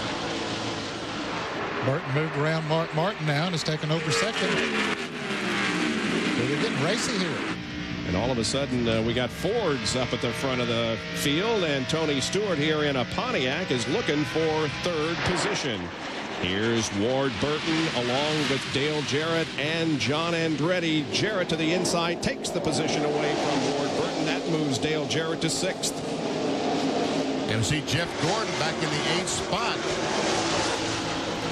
I'm sure he's radioed Ray Evernham and said, look, we need to do this, or the car is doing this or it's doing that. Then we make some changes next up. And one thing that he did not want to do, he's very smart at not putting a lot of pressure on that right front tire on those early laps till the air pressure gets built up. He's very careful not to do that. Jerry Punch? Guys, since the green flag came back out, Jeff Gordon hasn't said anything on the radio, but it's exactly what Ray Evernham was talking about. He knew they would be tight going into the corner. That's exactly what happened on the restart. The car 24 went up across the racetrack being tight, wouldn't turn, and therefore he got a car underneath him. And it's loose coming off, so he couldn't get back in the gas. And exactly what Ned said. He cannot panic. They've got to save that right front tire and hold on for a pit stop when they can make what will probably be an air pressure change and also taking a rubber out. Now Jeff Burton closes in on Jeremy Mayfield for the lead. We've had 4 leaders so far: Gordon, Mayfield, Bobby Labonte, and Steve Park. One lap. Jeff Burton dominated this race last fall and finished in 2nd position. Right now he's trying to get to the inside and find the lead from Jeremy Mayfield as we bring you a Lowe's field summary in the manufacturers points battle. And these two cars running entire different lines to the corner. Jeremy Mayfield running extremely high and Jeff Burton running low in these corners. Watch Jeremy Mayfield as he goes up the racetrack, up against the wall. Watch Jeff Burton right on the bottom of the racetrack.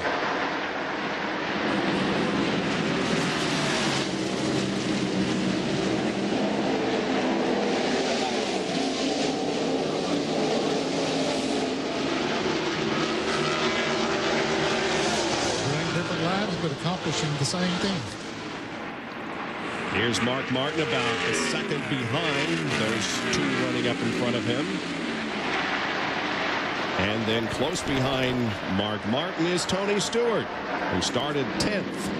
Well, Tony Stewart has had a terrific start to 1999.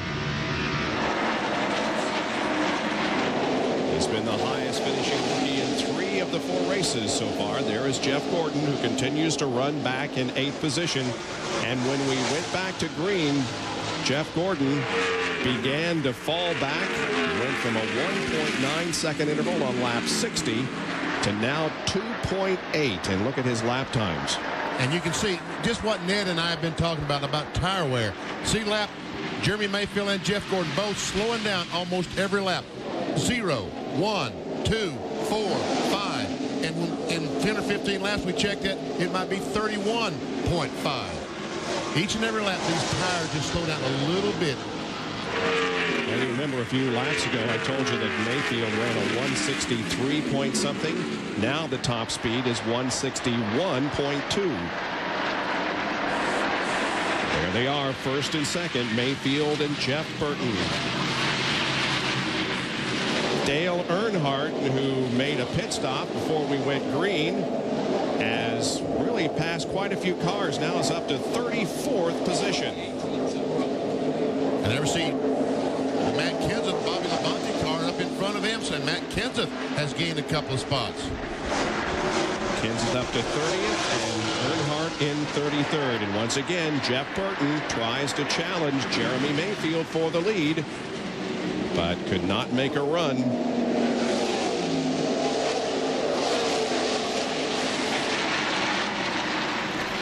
that corner now they're running almost to the same tracks.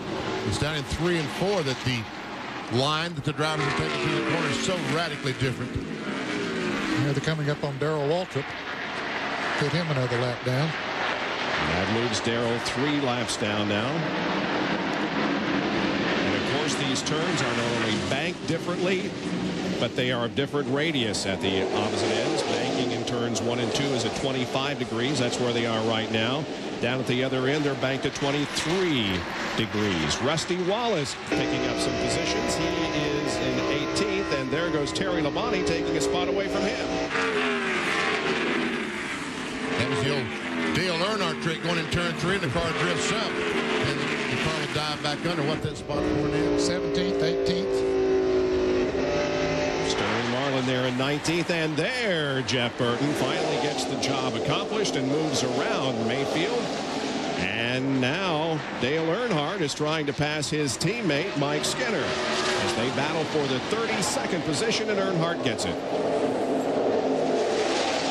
Earnhardt is the winningest driver among the active competitors here at Darlington with 9 wins. A victory here today by Dale would mean tying the all-time record by David Pearson. The 40 car of Sterling Marlin just went around Rusty Wallace, and here comes Jeffrey Bodine also. And Ernie Irvin trying to make a move in the yellow car. But Rusty's car not working quite the way he'd like it right now. He's dropped back to 20th. Understand he got a little loose and lost some positions. Let's see what happened. There Rusty is coming off turn 2. He goes up the racetrack, has to get out of the throttle. Oh, yes, he did get loose. Had to back out of the throttle, which allowed Sterling Marlin, the Coors car, just to drive by on the outside. And here is Chad Little, Jimmy Spencer, and Terry Labonte running together on the racetrack. That's 15th, 16th, and 17th. Jimmy Spencer, we heard Robin Pemberton talking about Spencer, that he might make some radical changes because they were not very happy with the way that Winston car is running.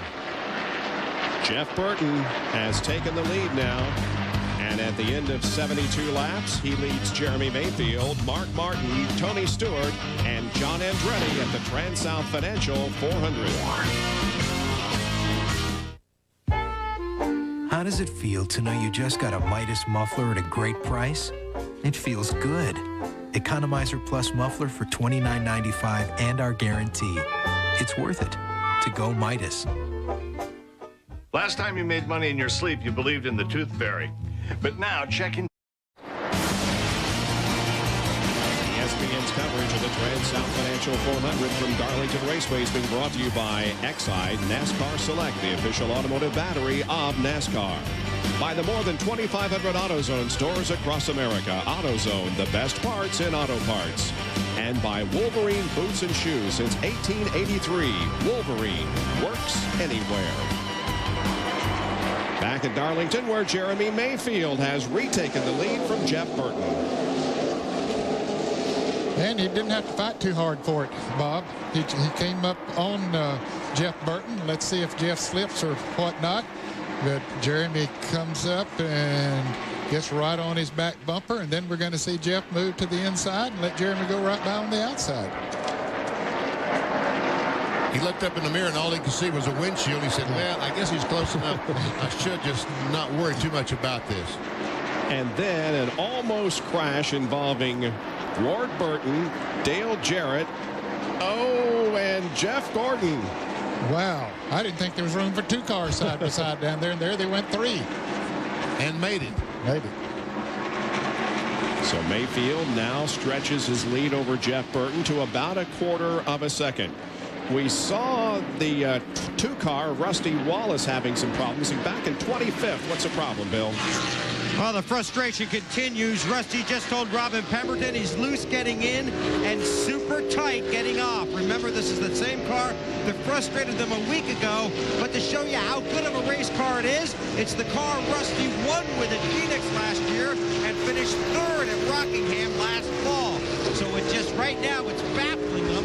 They've got a long time to work on it. Bill, I talked to Robin Pemberton this morning down there for a little bit. He said that he's concerned they really haven't adapted to these new rule changes the way that they probably should. I'm talking about the spoiler changes, the bigger rear spoiler and dropping that front air dam down closer to the ground. They're really struggling with that, Bill. And that's one reason why Rusty said after Las Vegas that this team is going to have to test more. Basically because they are trying to find the handle on race cars. They were thinking about testing at Michigan. They were thinking about testing at California. They're going to both those tracks to test to try and solve what for them has become a bit of an aerodynamic mystery, Benny. Sure has. And Jerry, the 99 a while ago, just seemed to back out and let Jeremy retake the lead. Bob, remember earlier today we talked to Jeff Burton, said, you know, I've led the most laps here. How many times? How many times have I won? Zilch. Well, today he's trying a different strategy. 3 words on why he backed out and let the 12 car go back by: saving the tire. Here is Bobby Hamilton with the 43 of Andretti and the 22 of Ward Burton. That is 7th, 8th, and 9th. And Ward Burton was 7th, and in one straightaway he goes back to 9th. And Jeff Gordon has really picked the pace up here in the last several laps. He is the fastest car on the racetrack right now. There is Jeff Gordon. He's up to 5th. He ran back in 8th for a while after the restart, and then has once again began his move back up toward the front, up to 5th, but about 3.2 seconds behind the leader, Jeremy Mayfield. There's how he's cut the interval from 4.2 to 3.4 seconds. And I'm really impressed that Gordon now is able to run as consistent as he is, although remember it was 30.1 just a few laps ago. Now they slowed down even another second, and Mayfield is down to 31.4, 31.3. I tell you, you got to really admire him for the patience that he had there at the beginning. He was leading the race, but he didn't want to drive that car too hard on those first few laps and heat them up too much and let that air pressure build up too much. And he let it work in the way that he wanted it to at an easier pace, and now it's paying off for him. We're on board with Tony Stewart now, who's in 4th position. We're looking back on Jeff Gordon, and as you indicated, Benny, Tony Stewart has had a very impressive beginning to his NASCAR Winston Cup career. Here's Joe Nemechek in the 42 and Terry Labonte in the 5 car as they run back for 14th spot. Labonte closed up, tried to take the spot away, lost some momentum off the corner as Nemechek pulled away, so he'll now have to regroup and try this again. They're running almost 15 seconds behind the leader, Jeremy Mayfield. See Jeffrey Bodine, the Power Team Chevrolet, behind these two. Jeffrey is back in 16th spot. Now, had everything gone right, we would be done by now, and you would be about to enjoy something else on ESPN. However, for those of you now tuning in for Racing to the Kentucky Derby, the Gotham Stakes, we invite you to tune over to ESPN2. That's where you can see this program. We're going to stay here live on ESPN, but for the National Car Rental Racing to the Kentucky Derby Gotham Stakes, please turn over to ESPN2 right now, and you'll see that event. And once again, the race between Nemechek and Labonte continues. Boy, Terry Labonte is able to get a great run in the middle of the corner, but Nemechek gets that run off the corner. But now Labonte has that position. He will take the spot away going in the corner. If he doesn't slide up and Nemechek able to come back under, which that does not happen, so he does keep the position. And they lost about almost a second to the leaders while they were battling back and forth. Now they're almost 16 seconds behind the leader. There's Jeffrey Bodine now coming up to challenge Nemechek, and Ernie Irvan is also in position to make a battle out of this.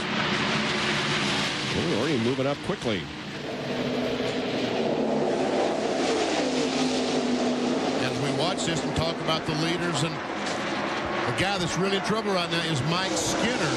He's 25 seconds. The NASCAR Winston Cup points leader is 25 seconds behind the leader and still dropping back. That chassis adjustment they made by lengthening the wheelbase on the right side has not seemed to make that much difference. 3rd, 4th, and 5th. There they are. Mark Martin, Tony Stewart, and Jeff Gordon. You can see they're separated by about 4 or 5 car lengths.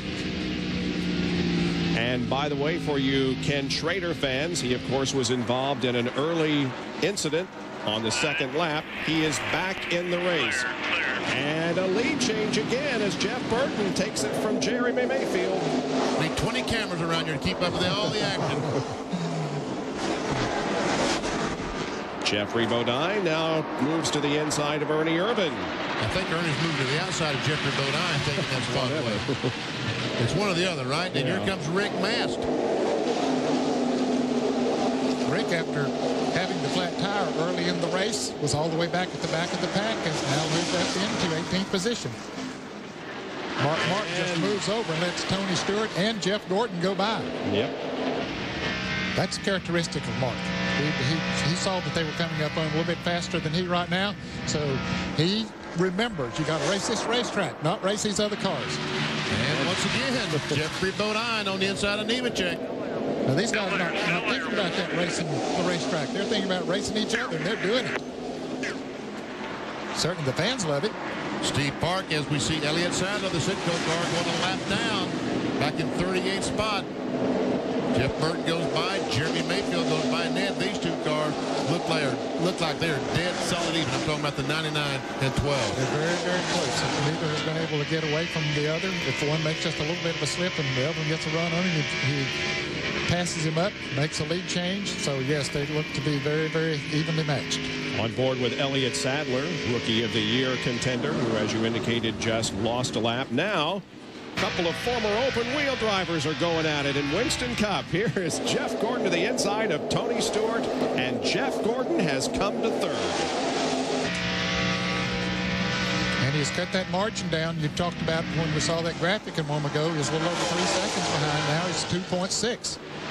Well, Joe Nemechek continues to drift back. Here's Steve Park taking a spot away, and Sterling Marlin will also. He's right there. All clear. Keith Simmons spotted for the 42 car. Have to try a little something. I can see you're either loose or tight or something over there. Maybe if you can turn it a little bit earlier and get her straighter coming off at you there. Joe is now back to 20th. Here's Johnny Benson and Robert Presley racing for the 12th position. Now remember, Benson started on the outside of the front row, but Robert Presley takes away the 12th spot. My goodness, BP, you can't keep up with all the action. No, you can't. You got to have cameras for all these cars. Oh, that's the very, very close there. Points leader. And look at the jam of cars behind him. And they got to race hard because right behind him is the leaders. The leaders are coming up on them in a hurry. Jerry, update us on Mike Skinner. Boy, you got to feel for Larry McReynolds, that whole Lowe's crew, and they've done about everything they can do on the car. And now the report is that Mike Skinner, who was tight throughout the entire corner, is loose in and tied off. The car just will not react or respond at all. I said, Larry, what are you going to do? He said, we're open for suggestions. Right now, we're thinking about it, but whatever we've done hasn't worked, and he's way back outside the top 30. Yeah, he sure is. He's in 31st right now, and Wally Dallenbach is trying to get that spot away from him. For a taste of the race, here's our Brian Meats onboard telemetry. You can see how much Wally Dallenbach is on the brake here behind Mike. As he comes off the corner now, he finally lifts his foot off the brake and accelerates down the straightaway to 170, 76, 177 miles per hour on the brake. Down to about 142 miles per hour through this corner. And there again, has to brake coming off turn 2. But he dives down to the inside of Skinner. And Skinner gives him the motion. Go ahead on the inside. Go ahead, Ronnie. Oh, he's hard on the brakes there. Had to be. Meanwhile, the leaders move through some major traffic. Here is Jeff Gordon and Jeremy Mayfield, both challenging Jeff Burton. Now, folks, this is a recipe for a wreck right here. Those cars trying to stay on the lead lap, and these other drivers jockeying for position as they come up on those lap cars. Again, for those of you tuning in for the National Car Rental Racing to the Kentucky Derby Gotham Stakes, it was supposed to be on ESPN. However, that is over on ESPN2 because we had an almost 3-hour rain delay.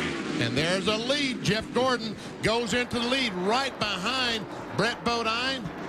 And the 91 car. Right behind you.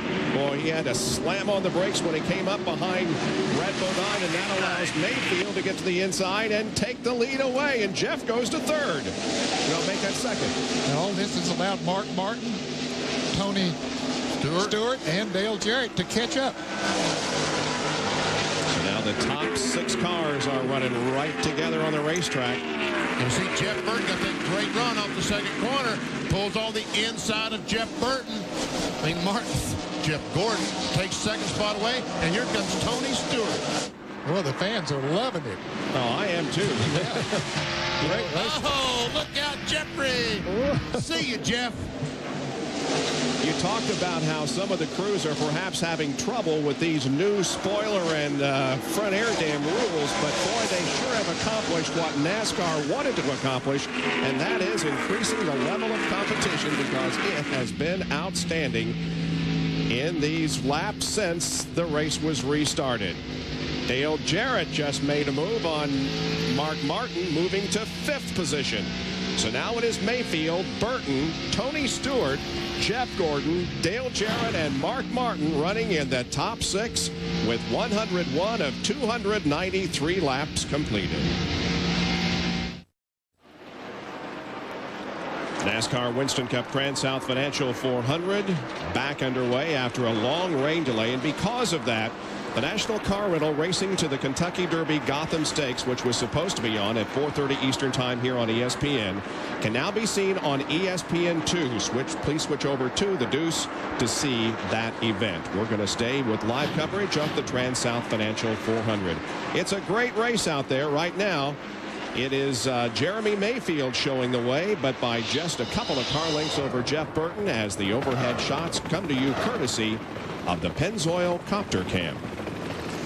And Jeff Gordon has caught these guys back as they battle for the lead. Jeff, there you see him come into the picture.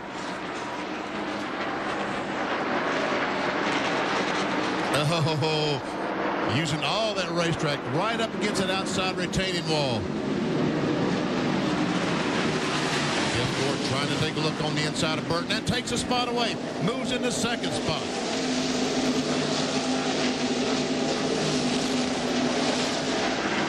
Just a few laps ago, Jeff Gordon made an absolutely breathtaking move that only indicates how great a race driver he is. Look at this, coming out of corner number 2. Had the momentum, a couple of cars running side by side. He just whips down on the inside, Tony Stewart, and is that Brett Bodine? Yep. And moves right past him.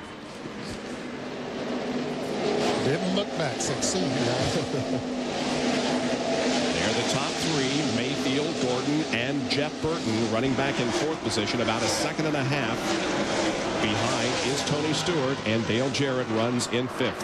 One reason these drivers are driving a little bit harder now than they want to, these dark clouds are coming back up in turns 3 and 4. And this race is only about 35 laps from being halfway point. If it gets to halfway and rains, it's probably over. And that's one reason Jeff Gordon right now is probably trying harder than he would. He realizes he needs to get in front in case there is rain at the halfway point.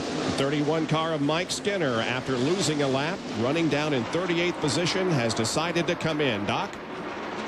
Well, they have nothing to lose, Bob. The car just not handling. Got a severe problem with the car being loose entering the corner. Pushes up across the racetrack as he exits the corner. And the Winston Cup point leader, who has never had very good luck here at Darlington Raceway, brings that car down pit road in 5 previous runs. He has never finished better than 26th here now. Larry McReynolds led Lowe's crew, changing right side tires. They clean the windshield, get it full of fuel, and now he and other drivers are being told by some of the crew chiefs there is a possibility that rain is 15 to 20 minutes away. He's down off the jack and away. Skinner coming out of the pits quickly. Here is Jeff Gordon now putting a lap on Jerry Nadeau. Bobby Hamilton is continuing to march forward. He just takes the 7th position now away from Mark Martin. Elliott Sadler's in the pits. Earnhardt goes a lap down. He is running in 32nd position. Jeff Gordon gets a run off the corner. He gets alongside Earnhardt. Next car right in front of these cars would be Ted Musgrave, the Polaris Ford. And some leaders coming in, 99 and 88, are headed for the pits. Wow. Here they come, making sure they get down below 45 miles an hour as they enter pit road. Here on the front stretch, Burton leading Dale Jarrett down. Another car making a pit stop is Brett Bodine. They go to work on the right side of the Quality Care Ford down to Bill Weber. And basically, this is a short pit situation. Yes, you want to run 400 miles, but these guys are racing the TranSouth Financial 200 right now. Jeff Burton and his crew talked about making corrections for a long run. Instead, they're going to set the car up for a short run. 99 is away. DJ will not beat him out of pit road, so it'll be 99, 88, 2 quick pit stops. The 20 heading down pit road now. Robert Presley is in. Tony Ward Stewart Burton is in. A lot of guys coming down pit road now. Right side on the 20 car, beating the windshield. The 28 on pit road, the 94. Also, Ward Burton is on pit road. Terry Labonte is on pit road. He's had a good run. They're around to the left side on Tony Stewart's car. They continue to clean the windshield. The 22 is away. The 20 is away. Jeffrey Bodine is on pit road. The windshield on his car, putting fuel in. Basically, by the fast guys stopping, when they did, they forced the hand of some of these other teams.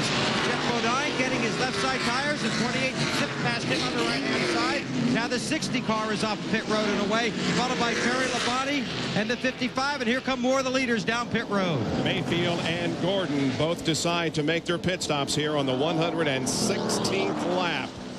Here they are making their way down pit road. This is going to be a classic duel between pit crews, getting about 12 people besides the drivers involved. Jeremy Mayfield comes in, Bill. You talk about races being won and lost on pit road. This race might be won or lost right here. Mayfield slides to a stop. Right side tires going on. Jerry. Air pressure adjustment, no other changes. Watch the Rainbow Warriors. They want to get out in 16 flat. Back to Bill. Mayfield's been a little tight off of turn 4. An air pressure adjustment to fix that. He's away. Jerry. Left side tires, lug nuts. Here goes Gordon. Gordon leaving the pits. Here comes Mayfield. It'll be 24, then 12, 16.1. What a pit stop. The Rainbow Warriors got the job done. Mayfield, however, passed him. Yeah, he had the momentum as he was pitting further down pit road, so he came out, and we'll see where that puts him in relations to others. Bill, back to the pits. Now the STP Pontiac slides to a stop on pit road. These guys had to be very careful. Pit road still very wet from the rain we had earlier. Right side tires for John Andretti. Now they come around to the left side as the pace quickens here on pit road. Again, these cars racing each other, racing the track, and now racing the weather. Fuel is in, a little bit longer on the left side, but John Andretti now continues in the race. And the 18 hits onto the back stretch, and John Kernan is in those pits. Matt Gibbs at the pit for a 4-tire change. They'll also make a chassis adjustment on the right side car, just a little bit tight. Left side tires going on. Brand new sticker tires going on. Lug nuts tight. He's down and away. A great pit stop for this Joe Gibbs racing crew. And when all these pit stops are through, Jeff Burton is going to be the leader of this race. Here's Jimmy Spencer and Ted Musgrave. 75 car is the leader, but he has not made a pit stop. So when he does, as you indicated, Ned, it will be Jeff Burton at the front of the field with Dale Jarrett running in second position.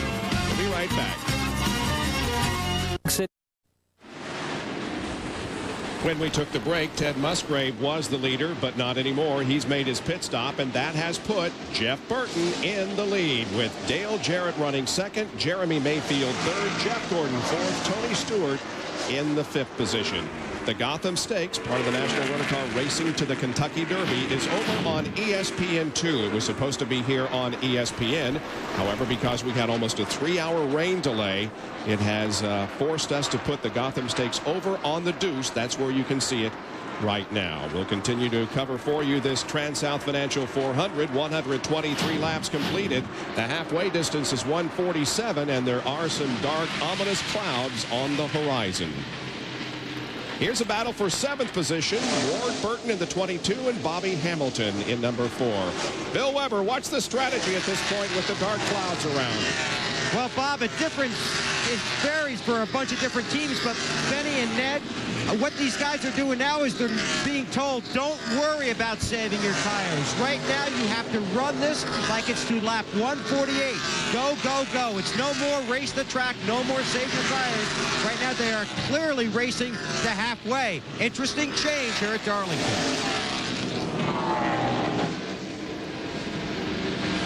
On board with Wally Dallenbach. He's running back in 29th position, a lap down. Ward Burton coming up to try to pass him. Ward running in 7th. And once again, the Bill Davis team with Ward Burton having a very, very good race. Ward started this race back in 28th position and was quickly in the top 10 and now finds himself in the 7th spot. He's about 12.5 seconds behind his brother, Jeff Burton, who is leading this race. Ward is in the top 10 in points for only the first time since Sears Point in March, or rather May of 1997. There's brother Jeff, who's at the front of the field, now almost 1 1/10 second ahead of Jared. Look at this traffic that he's coming up on. He got by a couple of them there pretty easy, but boy, was that heavy, Benny. I'm telling you, and you ever see Benson right in front of him? There's Buckshot Jones, Jimmy Spencer, all these cars wanting to stay in the lead lap. Also right behind him, Kevin LePage, the TranSouth car, wanting to get a lap back. And here comes Dale Jarrett, so he can't take it easy. He has to run hard to stay in front of Jarrett. DJ has been picking up about 1/10 of a second a lap on him since they came out of the pits. He got about 2 seconds behind, and now it's down to 85/100ths of a second. Jarrett has won the last 2 TranSouth Financial 400s. Now Buckshot Jones is already 2 laps down. However, the car that's trying to stay on the lead lap is Johnny Benson there in the yellow Cheerios car. He started 2nd and is back in 21st, the last car on the lead lap. We understand that Buckshot Jones came into this race also with the flu, as has been the case with Mark Martin. And he had Todd Bodine standing by to possibly relief drive, but Buckshot staying in the car. And that's how close Benson is to going a lap down. And we're going to see these 2 cars in front of him, Jimmy Spencer and Johnny Benson, run as hard as they can to stay in front. What happens if the caution flag should come out? The pace car goes out and gets in front of the 99 car. These 2 cars in front, the 23, 26, are able to go all the way around and make up 1 mile and 3/8, and that's what they're trying to do.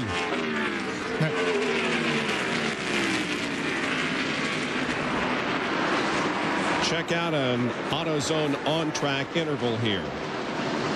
And we see the times we're back, again, with those fresher tires, we're back to almost 30 seconds flat. But each lap, Jeff Burton has been much slower than Dale Jarrett, so it's obvious that he gained almost 3/4 of a second. And Jeremy Mayfield, he's in 3rd position. He's 3.79 seconds behind. Now, Jeff Gordon was over 7 seconds behind. Right now, he's cut that down to 5.4, so Gordon is very, very fast. And there goes Johnny Benson. He gets by Spencer and almost loses it right in front of his teammate, Jeff Burton, but he gets it under control. Burton dives down to the inside. That's all it took for Benson to lose a lap. Just a little loose coming out of the corner, and boom, he's a lap down. Now, DJ right now has 2 Roush cars that are lapped down right between him and the leader. Ernie Irvan has had an impressive run, especially when you consider the fact that he is pitting on the backstretch. Ernie Irvan is in 9th position. And we see Chad Little going by. Also Ricky Rudd. There comes Ernie Irvan along. Bill Elliott right behind him. Bill in 10th spot. I'll tell you, the last 3 races, Ernie Irvan, the M&M's car, has been very, very impressive. Did not qualify well, but is racing well, John Kernan. Ernie started 37th, now moved up into the 9th position. The last pit stop right in that 17-second range, of 4 tire change. They also made a chassis adjustment because the car was just a little bit tight, so they loosened it up a little bit. And Ryan Pemberton, his crew chief, said, now Ernie, go for it. And he's already picked up 3 positions since the pit stop. So Ernie Irvan is on the move, running lap times nearly as fast as the leader. And there is Bill Elliott with 19 top 5 and 30 top 10 finishes here in 42 starts, running right behind Ernie Irvan. Back up front, meanwhile, it is on the far left of your screen. Jeff Burton, the leader of the race. Couple of lap cars between him and 2nd place Dale Jarrett. Here's Jarrett moving to the inside of Benson. And with these drivers running into this lap traffic, Jeff Gordon has cut his deficit down to less than 4 seconds. Of course, he'll have to pass that same traffic. Look at that statistic. Has led 70% of 1998 Darlington laps, 468 of 660, but no wins.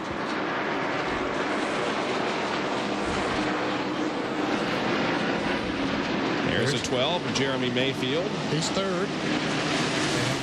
He is 2.72 seconds behind the leader. And then Jeff Gordon, as you saw, was pretty close to him, 3.55 seconds. There is Jeff Gordon, who is running in fourth position, about 3.5 seconds back. Jerry? Some of the weather people in the area that basically work for different teams have come in and told some of the folks here in the Hendrick 24 pit that the weather, the rain, is about 11 miles out. Rick Hendrick just told me that they have basically now told Jeff Gordon the tire conservation theory is over. Go for it. First one to 147 will win. And we're going to make it to halfway in the next 3 or 4 minutes. So these guys do need to have to run as hard as they possibly can, because it doesn't appear as though this race is going to run 400 miles. Dale Jarrett just lost about a second to Jeff Burton, as he's trying to get by Jimmy Spencer and slip coming off of turn 2 and got way behind. On board with the 5th place car of Tony Stewart. He started 10th and has gained half the positions he needs. Right now, Tony is 8.72 seconds behind the leader. There's Mark Martin running the Xerox colors this weekend for only this one race. He is in 6th position. He's 10.2 seconds behind. Next car back is there we see the 4 car, Bobby Hamilton, Kodak Film Chevrolet. He's 12.2 seconds behind. As Elliott Sadler watches him go by. Now we see Ward Burton, the Caterpillar car, back in 8th spot. He's 15.25 seconds behind the leader, Jeff Burton. That's not quite a half a lap. Mike Skinner goes by. Mike Skinner's 30th spot, 1 lap back for the leader of the 1999 Winston Cup points standings. Ernie Irvin in 9th spot, started 37th. Good run, Ernie. And the 28 car has just moved up into the top 10. A few laps ago, Bill Elliott was running in 10th spot, but since that time, Kenny Irwin in the 28 car has moved into 10th, and there you see Bill Elliott running back there in 11th position. And the 18 car of Kenseth is up to 12th. He is doing a masterful job at driving that race car. Remember, he had to, when they changed drivers, he had to start at the rear of the pack. He's up to 12th. Man, what a job he is doing. Let's watch Matt Kenseth when he goes down in turn 3. Goes in the corner, turns it. That's what we're talking. Turns it. No, he's not pushing very much, because he's going back to the right, a couple of times, catching the back end of that car as he goes through the corner. Now, the guy that's right behind him is Bill Elliott, and he is the driver that Matt substituted for at Dover last year when Bill's father died. And Kenseth took Elliott's car to a 6th place finish after starting 16th in his only NASCAR Winston Cup start.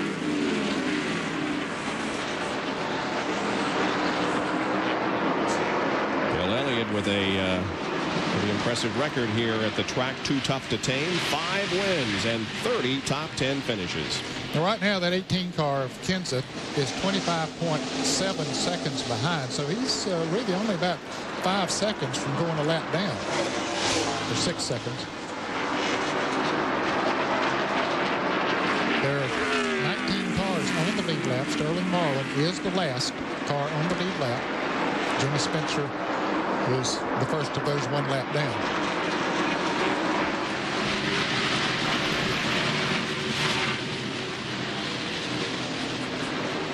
Jeffrey Bodine and Ted Musgrave. That's not for position. Musgrave is a lap down. Jeffrey is in 14th spot. But meanwhile, right back there is Robert Presley and Terry Labonte and Steve Park. All these cars are battling for 15th, 16th, 17th.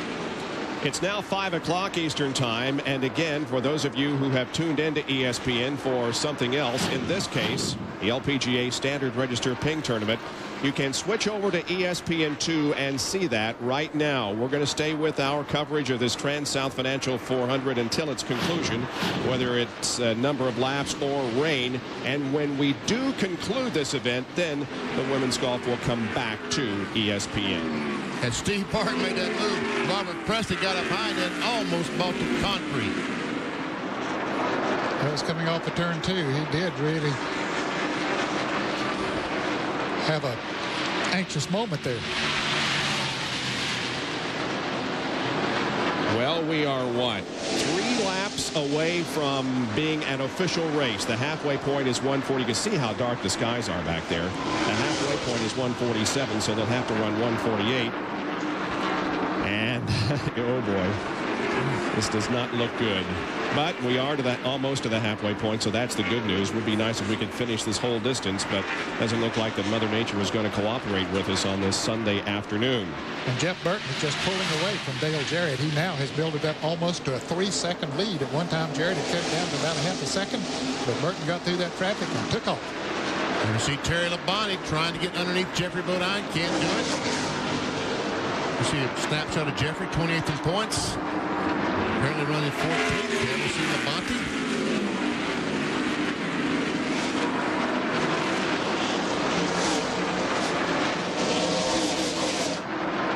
Again, Jeffrey Bodine has had good runs in 1999 with this new team, but 3 of 4 races he has DNF. There's the halfway point. Now we need one more for it to become official race, and I think we're going to make that.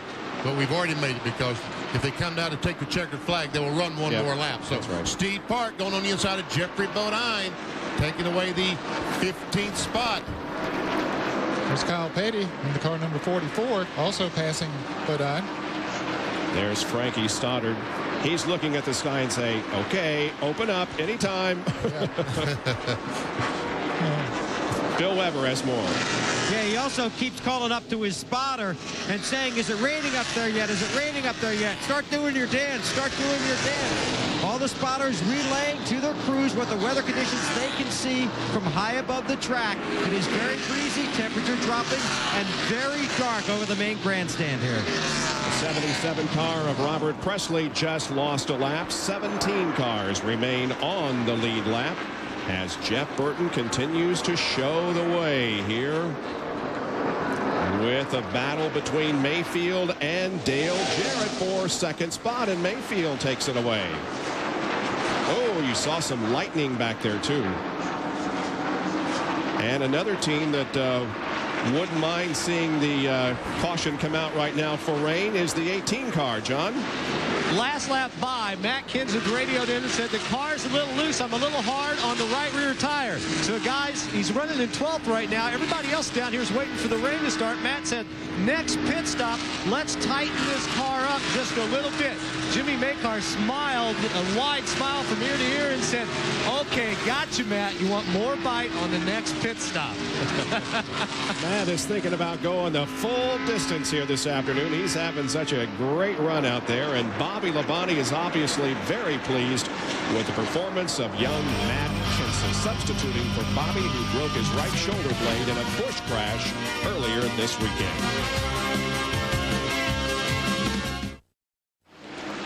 We're only 154 laps into the TranSouth Financial 400 here at Darlington Raceway in South Carolina. For those of you tuning on to watch the LPGA Standard Register Ping Tournament, you can tune over to ESPN2 for coverage of that event. And then when we're finished here in Darlington, if necessary, we will show you the LPGA tournament back here on ESPN. So stay with us for complete coverage.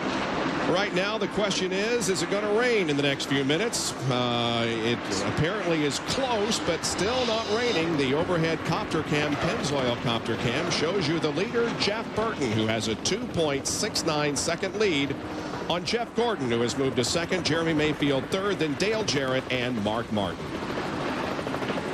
Jerry Punch. Well, that time by, we were able to feel just a few drops of moisture from the clouds down here entering turn 1. We're at the far end of pit road, down in the 24 pit, and there's a very, very dark cell right above the racetrack. Some of the darker stuff is circulated around behind the racetrack. I hope we get lucky, but we did feel a few drops last time by. And one of the big problems, although it isn't really reflected here on our coverage because our cameras are able to keep so much light in them, but it is really dark. It's very difficult looking out our windows to see the cars as they go down the backstretch. But we have a monitor we can watch as we see Jeremy Mayfield, third place car, 12 car, trying to go on the inside of Sterling Marlin. And there's the 88 of Dale Jarrett. He's in 4th spot. 40 car is a lap down. Sterling is in 18th position in the 40 car, Sterling Marlin. And the 25 car, Wally Dallenbach, looks like he has lost an engine. Or is that the left rear tire that's flat? The engine is running. Yeah, we see it's turning 4,500 RPM, so it may be the left rear tire is flat. I think you're right, Denny. Wally back in 35th position, 2 laps down. And we see the left rear fender back there where the tire is flat is beating the sheet metal around on that left side. Tough break. John Cannon is there as Wally comes in his backstretch pit. And Bob, I saw it when he came down the backstretch. It looked like the left rear tire was flat. And now as he comes into his pit stall and rolls to the stop, yes, indeed, the left rear tire is flat. And they will go to work on the right side. Wally, who had started out the season with 3 great runs, but then a disappointing run last week, he just told his crew, man, this is unbelievable. Now they're on the left side. The left side tire's coming off, now going on. And you can see where the he's just on the inner liner as the whole tread, now the tread that came off the tire is wrapped around the rear wheel. Up in the rotor. And now they've got a cut brake line, they say. So Wally will have to be really careful when he goes out. Now they'll take that left rear tire back up and they'll try and flip off that, close off that left rear brake line. And you can see the fluid down on the ground. And now they're working on it. And, oh, man, just a bad break for Wally Dallenbach's crew. Meanwhile, we understand there is raindrops being felt on the backstretch. Here is Jeff Burton coming up on the 9 car of Jerry Nadeau. I see Steve Park, and there we see some rain in the puddles. The wind is blowing, and the fans are had trouble here. Trouble! A big wreck. Kenny Irwin is involved. Jerry Nadeau is running right ahead of Jeff Burton is involved, and Jeff, I believe, is also, is he not? It looks like, I think the front of his car is all messed up. The 99 car, the right front tire is going the wrong way. He's made contact with someone. Yes, he has. But the caution flag is out. Will it run 45 miles per hour? Because there is some rain. And still some activity here on the front stretch. Ernie Irvin becomes involved. I think he had spun coming off turn 4. And there we see Jeff Burton with that right front wheel towed out 3 or 4 inches. Bill Weber? It is towed out. They're telling him stay on the racetrack, stay on the racetrack. The reports say this rain is here to stay. Jeff Burton very, very upset and frustrated, but did take the caution. They continue to talk to him, but the car is towed out. Wow, well, can you believe this? He wants this race to end now. He wants a downpour with no chance of getting the track dry. And if it did come a downpour, there probably wouldn't be a chance to get it dry. And you can see it is raining pretty doggone hard. There is Kenny Irwin, whose car was very badly tore up in this accident here on the front stretch, along with the Ricky Craven car. We understand that Jeff Gordon might have also become damaged in that incident. But look at the rain. Look at the rain on the screen. And Jeff Burton is saying, please throw this red flag. Throw this red flag. And Jeff Gordon has almost the same damage to the right front of his car. But right now the yellow flag is waving, not the red, so they're going to continue to run under caution here for maybe a few laps to see whether or not this rain continues. Here's the replay. That's Jeff Burton, and the wreck has started. The wreck has started. There we see Burton gets in the back of Jerry Nadeau. He goes up and smacks the wall. And I guess that's where he did the damage to the right front. Yep, I would say so. He didn't hit anything after that, so I'm sure when his right front wheel hit that wall, here we'll see it again. This is from our Pennzoil copter cam. There is a wreck that's going to happen right in front of these guys. And there, yes, Burton hits that wall hard. There's Irvin up against the outside wall. Kenny Irwin down toward the inside. And Craven. And, Jeff Gordon hits Nadeau. Jerry Nadeau slides down and just barely.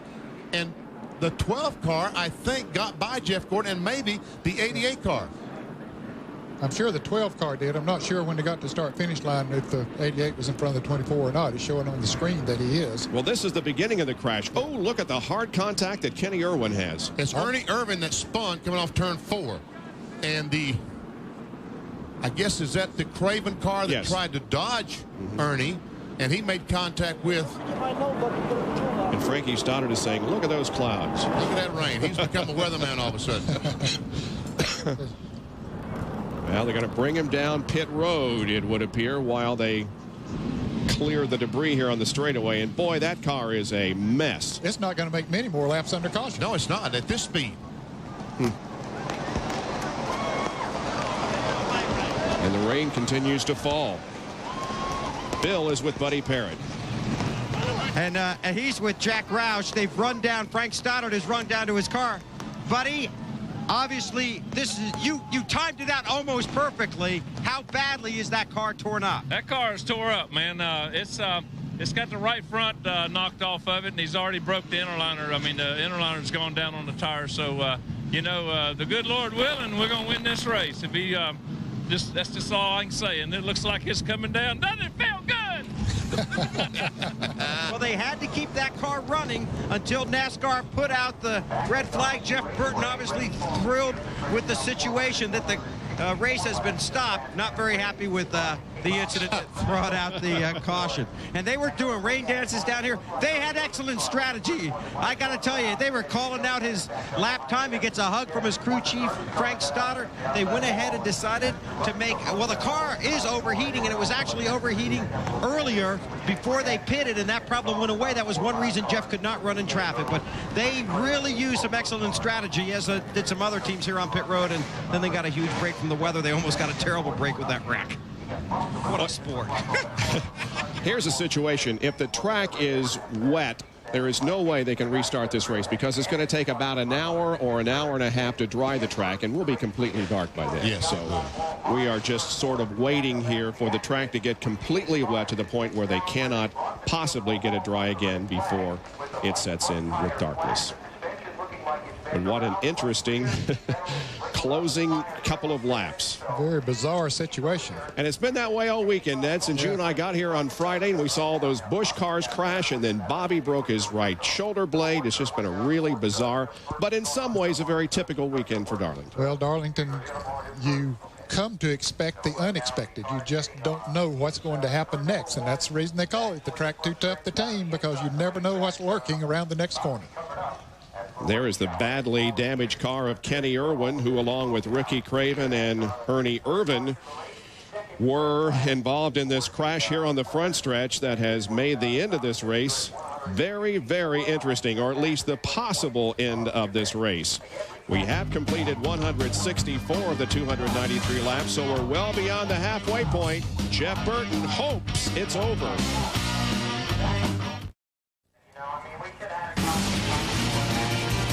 ESPN welcomes you back to the TranSouth Financial 400, being brought to you by Citgo. You know a neighbor when you see one. By Ford, maker of vehicles that are built to last. And by Hot Wheels Racing, the hottest NASCAR die-cast collectibles. Well, we're under, once again, red because of rain. Let's go down to Dr. Jerry Punch. First of all, Jeff Burton, that incident just a moment ago out of turn 4, it's hard to see. I mean, what was your involvement? I saw the wreck, and I got slowed down, but there must have been something on the racetrack because I got slowed down, and it just kept going straight and hit the wall pretty hard. It's tore all to heck. Wasn't like I ran up on it, was surprised by it. I saw it. They wreck off turn 4. I slowed down, went to turn, and it just went straight. And So I don't know if I got out of the groove. It was so dark. It was getting so dark you couldn't see. So it's possible I was out of the groove. I don't know. But, you know, we're praying for rain pretty hard. The XI4's really fast, but it's tore up bad now. So if it doesn't rain, we'll finish last. And if it does rain, we'll win. Well, that might be justice, though, considering what you told us earlier today when you said, you know, you've led the most laps here a number of times, dominated Darlington, but never been able to go to victory lane. It might be appropriate to take a car that looks like it has been beaten by a sledgehammer over to victory lane. Well, there's a lot of daylight left, and I'm not the most optimistic person all the time, so I don't know what the radar looks like. Time's certainly not in NASCAR's favor. We've got to drive the track, and that's going to take a while. So if we can just get this rain for the next 20 minutes or so, then we'll probably be okay. I heard you say just before that caution came out to your crew chief, Frankie Sutter, that the track was getting cold and losing grip. Well, you never know if it's a track or the tires. You know, here it's so abrasive on the tires. This is a new tire for Goodyear. It's a really good tire. It's got great tire wear, but it eats them up so bad. The racetrack eats them up, and I thought we were getting a little better grip right there for the last 5 laps. The car started feeling better, and Frank did a great job, made some calls during that caution when we pitted and beat everybody out. Great pit stop. I got in on off pit road good, and he got the car perfect. And you know, if we lose because of this, then we lose because of this. But we had the car we needed to have.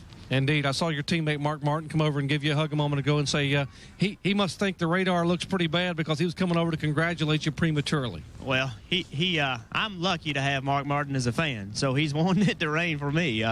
That's you know, it's special to have a teammate like that. All right, we'll hang here and see if we get any word from NASCAR. Let's check in with Bill Weber, who's hanging by with Kenny Irwin. And it's a disgusted Kenny Irwin. You've been standing here shaking your head. What happened?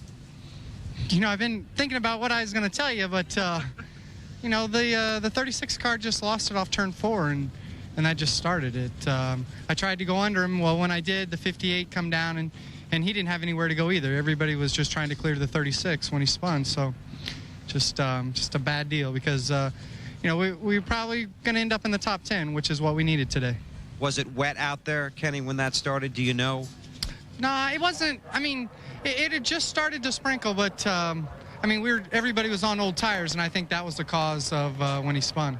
Okay, sorry it had to happen. You had a good run going. Best of luck next week. Thanks. Let's get down to John Kernan. Standing alongside Bobby Labonte and his crew chief, Jimmy Makar. And right now, Bobby's relief driver, Matt Kenseth, sits in the 10th position. Not too shabby, huh? Bobby's done a good job for you. Oh, yeah. Well, you know, when we picked him Friday afternoon or Friday morning, that was we thought he'd do a great job, and he's done a great job. And the car was a little tight for him when he got in it and made an adjustment and got a little bit loose. So if it does dry off, we'll try to get him between that. What about next week? I would imagine the same scenario. You guys going to chat with Matt again to see if he can help you out next week?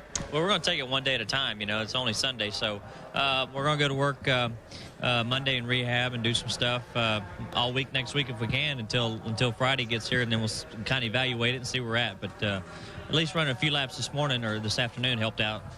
Got me where it didn't really feel all that bad. Better than I thought it'd be. So that relieved a lot of pressure on my mind, I think, just knowing that I got back in there and I felt a lot better with it.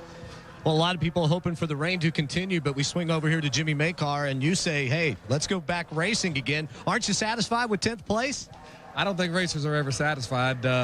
You know, we got a good race car. Matt's doing a real good job for us. I think we obviously got a better car than what's shown on the scoreboard. He's had to come from last all the way to 10th. And like Bobby said, I think if we make one more adjustment to the car, I think he can run in the top 5 with it with no problem. So it's good for him. I just like to see him get to run a few more laps. Obviously, anything can happen if you get back out racing again. But I think he's having a good time. We're having a good time with him, and it's been a lot of fun. Like to have Bobby Labonte in that race car, obviously, but I think we can gain a little bit if we go back racing. Believe it or not, probably the only people here who want to run some more laps today. Well, if they don't, Matt has certainly a lot to be proud of because he has, as was indicated, driven that car up to 10th place. Well, here is the bizarre happenings as the red flag was about to come out. Ernie Irvin, we haven't seen him spin yet, but he's up in front of this accident. And all of a sudden, Jeff Burton's right. The car just veered directly to the right. That was Jerry Nadeau down there, Ricky Craven, and the 28 car, Kenny Irwin, also on the inside. I guess Kenny Irwin probably had more damage than anyone, although this 99 car is torn up pretty good. We can see the 99 go under Mike Skinner. He makes that pass okay, and then the car just shot straight up into the wall. Yeah, it's like there was oil or moisture or something on the racetrack, and you know, Bill, one of the reporters down there said that Ernie thought that he might have hit something. There was the 24 car of Jeff Gordon going down making some contact. And Buddy Parrott and Jack Roush celebrate the beginning of the rain because they, of course, maintain the lead at this point. However, if we have to go back to racing, they are in big trouble because they've got a very badly damaged race car. Jerry, we got some official word. They are celebrating down here as the rain clouds open up, and Jeff Burton, you have won the 43rd TranSouth 400. Congratulations. I have to tell you, I'm a little speechless. To win Darlington means a lot to me, and win like that, I don't know how you can do it much better than that. A couple of years ago, you showed a tremendous amount of class when you rubbed Jeff Gordon. He was going for $1 million. You guys backed away. He won the $1 million. You said in the garage area, my day will come. My friend, it is here. Congratulations. Well, it's going to be a lot of fun driving that tore-up thing in Victory Lane because it's we might have to get the lift gate to get it up on there, but we're going to take it however we can get it. We had a great pit stop, got us in front of everybody. We made the right calls on the car, and that got us the win. And we're having luck right now. Frankie, congratulations. Your first one at Darlington. Boy, it's sweet. This is for Buddy Parrott. You know, when he was the crew chief, we didn't close the deal, you know, for him at all. And here today, you know, Buddy was on top of the box with me, helping me. And he looked at me and he said, you know, hey, look, you know, what do you think about shortstopping? And I was thinking the same thing. It didn't take much convincing on either one of our parts. And, you know, we came in, the 88 came with us, and then the guys had a great pit stop. And both stops today, we picked up a spot or two both times. Just proud of the Exide battery team and proud of Jeff Burton. You know, that kid drives Darlington as good as anybody that I've ever seen, including David Pearson. And he deserved to win a race here. I'm glad we got it today. All right, Frankie, go celebrate. Here's Jack Roush. They're all hugging down here. Back to you, Bob. It's his 7th career win for Jeff Burton, and it comes on a bizarre weekend at Darlington. Here are the results. 12 cars finish on the lead lap. Matt Kenseth, in substitution for Bobby Labonte, brought the 18-car home in 10th place. Rick Mast, Bill Elliott, and all the other of these guys just one lap down through the 30th position. 31 through 43, you see that everybody was running at the end of the race, including Ken Schrader, who was involved in a very early incident. And how about the points? Well, Jeff Burton is now at the top of the point standings, replacing Mike Skinner, who drops to 5th. Jeff Gordon goes to 2nd. Bobby Labonte is now in 3rd position. There's the live celebration. A little less than victory lane that you normally see, but nevertheless, Jeff Burton will take the win. He's now the points leader in NASCAR Winston Cup competition. Stay tuned for golf. Linda Cohn and Judy Rankin will be picking up the coverage of the LPGA in just a moment. Stay with us as we bring you that back from the Deuce over to ESPN. This has been a presentation of ESPN, the worldwide leader in sports. For more, log on to ESPN.com. Part of the Go Network, go.com. So long, everyone.